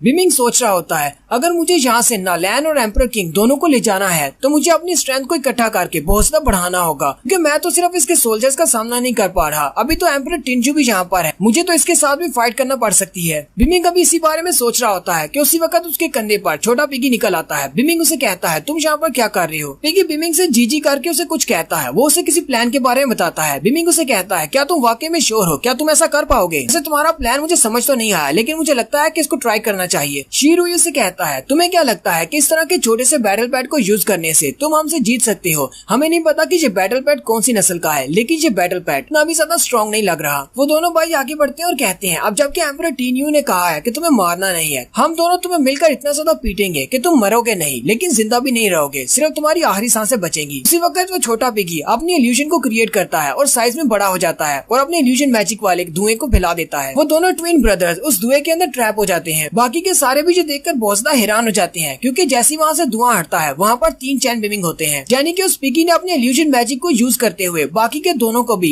बिमिंग बना दिया होता है। बाकी के सारे गार्ड्स भी ये देखकर बहुत ज्यादा हैरान हो जाते हैं और कहते हैं यहाँ पर तो टोटल 3 बिमिंग है, अब इनमें से असली वाला कौन सा है और हमारे वाले कौन से हैं। हमारे तो ज़ैनवी पपेट्स भी इनमें से नहीं ढूंढ पाएंगे कि इनमें से असली बिमिंग कौन है। वो तीनों बिमिंग एक दूसरे की तरफ देखते हैं और कहते हैं इनमें से असली कौन सा है, जबकि बिमिंग भी नटंकी शुरू करता है और कहता है सामने जो बिमिंग खड़ा होता है वो उसे कहता है तुम असली बिमिंग हो, मैं असली बिमिंग नहीं हूँ। जबकि उसके सामने वाला ये सोच रहा होता है कहीं ऐसा तो नहीं यही असली का बिमिंग है, मेरा भाई कहाँ पर है, इन दोनों में से मेरा भाई कौन सा वाला है। जबकि उसका दूसरा भाई सोच रहा होता है मुझे लगता है कि सब कुछ बिमिंग ने किया है ताकि हम लोग क्लियरली सोच ना सके, अपने दूसरे भाई को कैसे ढूंढूं, इन दोनों में से मेरा भाई कौन सा है। शीरुई चिल्लाते हुए कहता है मैं असली बिमिंग नहीं हूँ। जबकि उसका दूसरा भाई शीरुई कहता है तुम ही असली के बिमिंग हो, तुम जानबूझकर ऐसा कह रही हो कि तुम बिमिंग नहीं हो, मुझे पता है कि तुम ही बिमिंग हो। शीरुई से कहता है तुम्हारे कहने का मतलब क्या है, मैं बिमिंग नहीं हूँ, तुम बिमिंग हो, तुम मुझे बिमिंग कह रहे हो, इसका मतलब तुम बिमिंग हो। और फिर वो तीनों आपस में झगड़ना शुरू कर देते हैं। एक कहता है तुम बिमिंग हो, दूसरा कहता है नहीं तुम हो। शीरुई जल्दी से अपने हाथों पर अपनी पावर्स को रिलीज करता है और जंप करते हुए अपने ही भाई पर अटैक करने के लिए आगे बढ़ता है। उसका भाई कहता है मुझे लगता है कि तुम ही असली के बिमिंग हो, क्योंकि तुम मुझ पर अटैक करने के लिए पहले आगे बढ़ रहे हो। वो दोनों ही अपने अपने पंचेस को टकराते हैं और अपनी स्पेशल टेक्निक्स को यूज करते हैं जो कि बहुत ज्यादा पावरफुल होती है। वहाँ पर एक जबरदस्त धमाका होता है। धमाका होने के बाद दिखाते हैं उन दोनों में से एक भाई बहुत ज्यादा जख्मी हो जाता है और कहता है ये वाली टेक्निक तो मेरे भाई शीरुई की है, तुम इस टेक्निक को कैसे जानती हो, कहीं तुम मेरे भाई शीरुई तो नहीं। और सेम उसी वक्त पिगी उन दोनों को नॉर्मल कर देता है। वो दोनों फिर से नॉर्मल अपनी शेप में आ जाते हैं। शीरुई अपनी बॉडी की तरफ देखता है और कहता है मैं तो वापस नॉर्मल हो गया। जब वो सामने की तरफ देखता है तो सामने जो बिमिंग जख्मी होता है वो उसका भाई शीरी होता है। बिमिंग कहता है जब पिगी ने मुझे ये आइडिया दिया था तब मुझे ये आइडिया बिल्कुल भी पसंद नहीं आया, लेकिन मुझे नहीं पता था कि इसके इफेक्ट्स बहुत ज्यादा शानदार होंगे। शीरुई भागता हुआ अपने भाई शीरी के पास जाता है। शीरी इतना ज्यादा जख्मी होता है कि उसके हाथों में दम तोड़ देता है, वो वहीं पर मर जाता है। बिमिंग उसके सामने आकर खड़ा हो जाता है और कहता है तो अब तुम्हें पता चल गया कि तुम्हारा असली भाई कौन सा है। बिमिंग उसे कहता है चलो फिर ठीक है, मैं तुम दोनों को अंडरवर्ल्ड में भेज देता हूँ, वहाँ पर जाकर अपने टियानजू के लिए रास्ते को क्लियर कर देना, क्योंकि तुम्हारे टियानजू को मैं तुम्हारे पीछे भेजने वाला हूँ। लेकिन बिमिंग जैसे शीरुई को मारने वाला होता है उसी वक्त टियानजू अपनी चेन्स को यूज करते हुए शीरुई को बांध देता है और उसकी छाती के अंदर अपनी चेन्स को घुसा देता है और उसका दिल बाहर निकाल लेता है। एम्परर टियानजू बिमिंग से कहता है जनरली हाई कल्टीवेशन वाले लोग इस तरह की इल्यूजन्स की वजह से मुतासर नहीं होते, लेकिन तुम्हारे पास जो इल्यूजन्स थी वो काफी ज्यादा पावरफुल थी। मैं भी उनसे थोड़ी देर के लिए हैरान हो गया था कि तुम्हारी कल्टीवेशन तो इतनी ज्यादा नहीं है, लेकिन फिर भी तुम्हारी इल्यूजन पावर काफी ज्यादा स्ट्रॉन्ग है। तुमने तो मुझे बहुत ज्यादा इम्प्रेस कर दिया। अब जबकि बाकी के सारे लोग हार चुके हैं तो फिर हम दोनों बचे हैं, चलो हम दोनों फाइट करते हैं। एम्परर टियानजू अपनी चेन्स को रिलीज करते हुए बिमिंग के ऊपर अटैक कर देता है। बिमिंग उसके चेन्स के अटैक्स को डॉज करते हुए अपने पास से कुछ एरोज को उसकी तरफ फेंकता है। एम्परर टियानजू से कहता है मैंने तुमसे पहले भी कहा था तुम्हारे ये छोटे छोटे तीर मेरे सामने बिल्कुल बेकार हैं। तुम इनसे मुझे नुकसान नहीं पहुंचा सकते। उसी वक्त बिमिंग अपनी स्केलेटल गन को भी बाहर निकाल लेता है। एम्परर टिनजू से कहता है, लगता है तुम्हारे पास काफी सारी ट्रिक्स हैं। तुम्हारे पास सिर्फ छोटे तीर ही नहीं बल्कि तुम्हारे पास तो एक स्केलेटल गन भी है। एम्परर टियानजू फिर से अपनी चेन्स को बिमिंग पर अटैक करने के लिए आगे भेजता है, जबकि बिमिंग अपने स्केलेटल गन को यूज करते हुए अपना बड़ा सा ड्रैगन निकालता है। वो ड्रैगन उसकी चेन्स को अपने मुंह में ले लेता है और उनकी चेन्स को तोड़ देता है। एम्परर टियानजू देखकर और भी ज्यादा खुश हो जाता है और कहता है, तुम्हारे पास तो काफी सारी ट्रिक्स हैं। बिमिंग उसे कहता है, ये फाइट अभी खत्म नहीं हुई, मेरे पास अभी बहुत सारी ट्रिक्स हैं। फिर बिमिंग अपने बाले को एम्परर टियानजू की तरफ फेंक देता है। एम्परर टियानजू आगे से हल्का सा मुस्कुराता है और अपनी पावर्स को यूज करते हुए उसके बाले को ब्लॉक कर लेता है और साथ ही उसे अपने हाथ में पकड़ लेता है और कहता है, इस तरह का गिफ्ट मुझे देने के लिए तुम्हारा बहुत बहुत शुक्रिया। ये तो वाकई में एक पावरफुल वेपन है। बिमिंग उसे कहता है, वाकई में क्या तुम्हें ये बहुत ज्यादा पसंद आया? चलो मेरे पास एक और वेपन है, वो भी तुम्हें दिखाता हूँ। बिमिंग जल्दी से अपने पास से मेका गन निकाल लेता है और उसके ऊपर शूट करते हुए कहता है, चलो फिर ये भी अपने पास रख लो। एम्परर टियानजू जो मेका गन देखकर बहुत ज्यादा हैरान हो जाता है और कहता है, ये तो हमारे 3rd जनरेशन की मेका गन है, तुम्हारे पास ये कहां से आई? बिमिंग अपनी लेजर गन के साथ उसके ऊपर अटैक करता है, जो कि सीधी जाकर टियानजू के साथ हिट होती है। टियानजू पीछे की तरफ गिर जाता है। वहाँ पर एक जबरदस्त धमाका होता है। बिमिंग बाकी के गार्ड से कहता है, तुम्हारा एम्परर मर चुका है, तुम इस बात पर भरोसा करो या नहीं, लेकिन वो मर चुका है। बिमिंग अभी उन्हीं सारे गार्ड्स की तरफ ही देख रहा होता है कि उसी वक्त टियानजू उसके पीछे आकर खड़ा हो जाता है। नालैन भी चिल्लाकर उसे कहती है, बिमिंग अपने पीछे देखो, एम्परर तुम्हारे पीछे है। बिमिंग जैसे ही पीछे की तरफ घूमता है, एम्परर टियानजू अपना बड़ा सा बाजू लेकर उसकी बॉडी के आर पार कर देता है।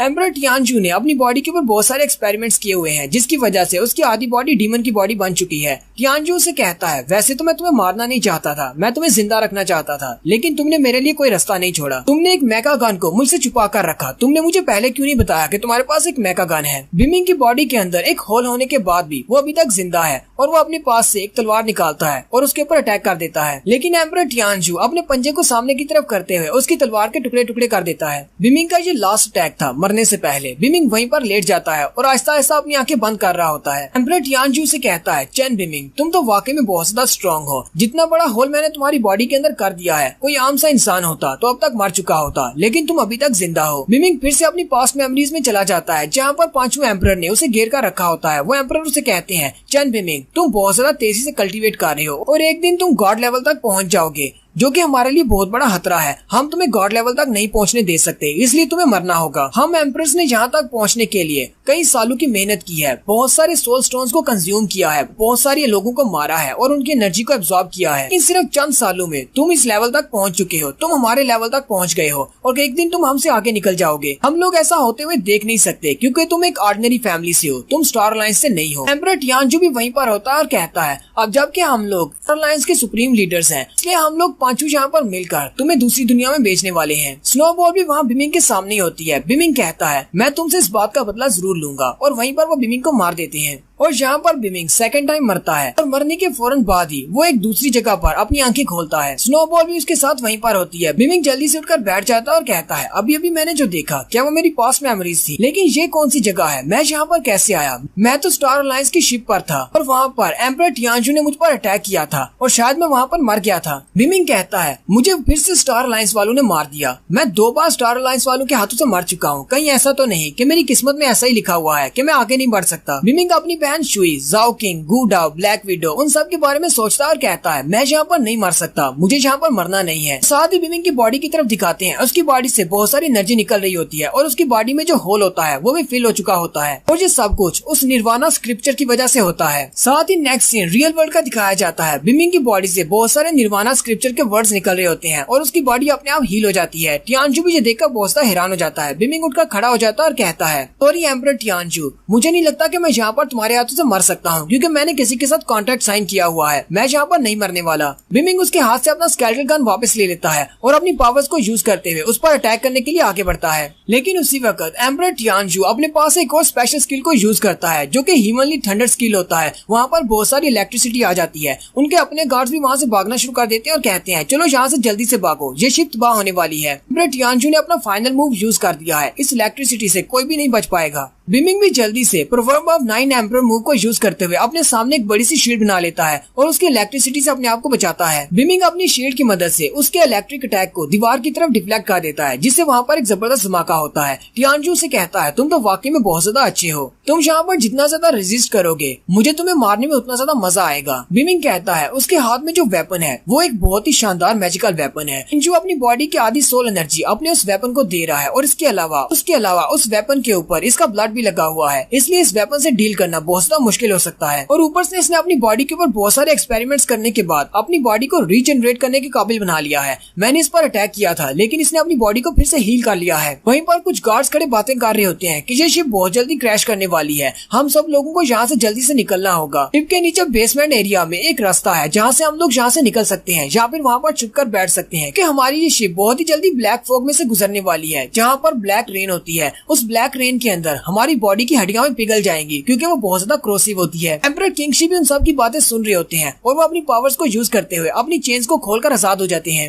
एम्परर किंगशी अपनी बेटी नालैन से कहते हैं, चलो यहाँ से जल्दी से निकलते हैं क्योंकि ये शिप ब्लैक फॉग की तरफ जा रही है, वहाँ पर जो रेन होती है उससे हमारी हड्डियां में पिघल जाएंगी। वो रेन डीमंस और इंसानों दोनों की बॉडी को इफेक्ट करती है। टिंजो भी उससे नहीं बच पाएगा। हम उस लड़के के लिए बेस्ट होप कर सकते हैं कि वो जिंदा बच जाए। नालैन अपने डैड से कहती है, मैंने उसके साथ एक कॉन्ट्रैक्ट साइन किया हुआ है कि वो जिंदा वापस आएगा, हम लोग उसका यहीं पर इंतजार करेंगे। उसके डैड उसे कहते हैं, अच्छा ठीक है, हम लोग यहीं पर वेट करते हैं। फिर उनकी शिप ब्लैक फॉग के अंदर चली जाती है। इसी वक्त छत की तरफ दिखाते हैं कि उनकी छत के ऊपर से एक बड़ा सा टुकड़ा गायब होता है, यानी कि छत के ऊपर से उन्हें ब्लैक मिस्ट दिखाई दे रही होती है। बिमिंग ऊपर की तरफ देखता है और कहता है, मुझे नहीं लगता कि ये गेम मेरे लिए ओवर हुई है। जैसे ही उनकी शिप ब्लैक फॉग के अंदर जाती है उनके ऊपर बारिश के पानी गिरना शुरू हो जाता है और एम्परर टिंजू के ऊपर भी बहुत सारा बारिश का पानी गिरता है और उसकी बॉडी कोरोड होना शुरू हो जाती है, यानी कि जलना शुरू हो जाती है। एम्परर से कहता है, लगता है कि तुम्हारा यही प्लान था, दीवार को तोड़कर हमें ब्लैक फॉग में लेकर जाने का, जहाँ पर रेन की वजह से हमारी हड्डियां पिघल जाएंगी और मैं मर जाऊंगा, लेकिन इस रेन से तो तुम भी नहीं बच पाओगे। बिमिंग उसे कहता है, तुम्हें किसने कहा कि मैं इससे बच नहीं पाऊंगा। बिमिंग के इर्द गिर्द एक स्टील होती है। बिमिंग कहता है, मेरे पास बुद्धा की टेक्निक्स है, बुद्धा की टेक्निक्स की वजह से अगर मैं अपनी सोल पावर को कंज्यूम करता हूँ तो मेरे इर्द गिर्द एक शील्ड बन जाएगी जो कि मुझे मरने नहीं देगी, किसी किस्म का हार्म मुझ तक नहीं पहुँच सकता। टियानजू से कहता है, ये शील्ड मेरी सोल एनर्जी से बनी है, चलो देखते हैं मेरी सोल एनर्जी पहले खत्म होती है या फिर तुम बारिश के पानी की वजह से पहले पिघल कर मरते हो।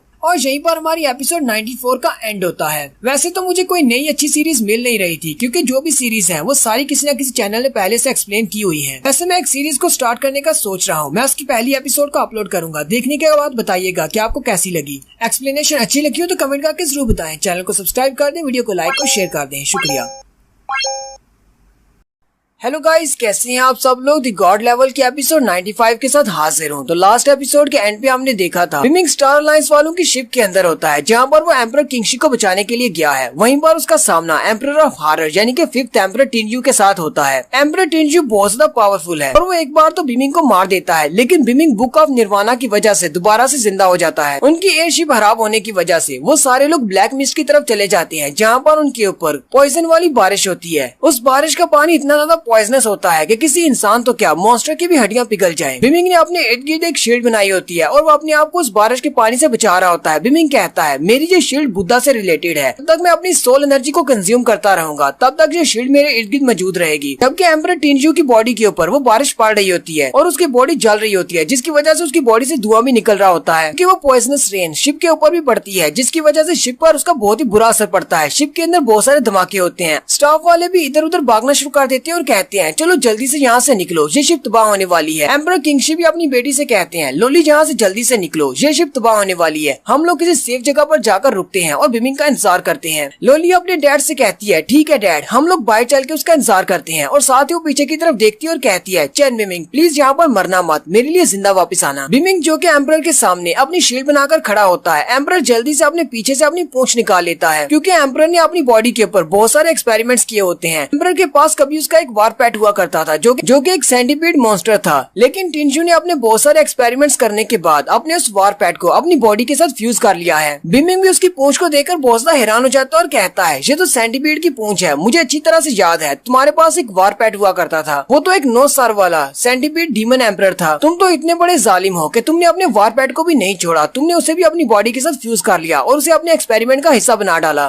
टियानजू उसकी बात सुनने के बाद हंसना शुरू कर देता है और कहता है, तो इसमें बड़ी बात क्या है, वो तो सिर्फ एक वारपैट था और वैसे भी मैंने अपनी पावर को यूज करते हुए उसे अपनी बॉडी से फ्यूज कर लिया है। अब हम दोनों एक हैं। अगर हम लोग अपने वारपैट को फाइट करवाते हैं और फाइट के दौरान हमारा वारपैट मारा जाता है तो इससे हमारी आधी से ज्यादा कल्टीवेशन जाया हो जाती है, इसलिए वारपैट के मरने का खतरा हमेशा होता है। लेकिन मैंने अपने वारपैट को अपनी बॉडी के साथ फ्यूज कर लिया है। अब मेरी पावर पहले से बढ़ चुकी है और मुझे अपने वारपैट के मरने का डर भी नहीं है। बिमिंग भी अपने बाले को सामने करते हुए अपनी एक स्पेशल टेक्निक को यूज करता है जिससे वो अपनी सोल को बाहर निकाल लेता है और अपनी बॉडी की शेप दे देता है। एम्परर टिंजू उसे कहता है तुम तो इस तरह अपनी सोल पावर को बहुत ही जल्दी जाया कर दोगे और तुम्हारी ये शेड खत्म हो जाएगी। उसके बाद तुम इस बारिश से कैसे बच पाओगे? जितना ज्यादा तुम मेरे सामने रेजिस्ट करोगे उतना ज्यादा तुम्हारे मरने के चांसेस बढ़ेंगे। मैंने तो अपने वारपैट को अपनी बॉडी के साथ फ्यूज कर लिया है। अब मुझे इस बारिश से डरने की जरूरत नहीं है। एम्परर टिंजू बिमिंग से कहता है मुझे लगता है कि तुम भी मेरे इसी मेथड को यूज करके अपनी पावर को बढ़ाना चाहती हो, लेकिन अफसोस की बात तो ये है कि तुम इस काबिल नहीं हो। ये मौका सिर्फ कुछ चोजन वन को ही मिलता है जिन्हें मैं चूज करता हूँ। तुम इस लायक नहीं हो कि तुम्हारे ऊपर इस मेथड को यूज किया जा सके। बिमिंग उसे कहता है तुम्हें क्या लगता है कि मैं तुम्हारे इस घटिया से मेथड को यूज करना चाहता हूँ? मैं कभी भी अपनी वारपैट को अपनी बॉडी के साथ फ्यूज नहीं करना चाहूंगा, क्योंकि वारपैट हमारी फैमिली का एक हिस्सा होते हैं। एक वारपैट एक हंटर का पार्टनर होता है जो कि हर वक्त उसका साथ देता है, हर फाइट में उसकी जान बचाता है। और साथ ही स्नोबॉल भी बिमिंग के कंधे पर बाहर निकल आती है।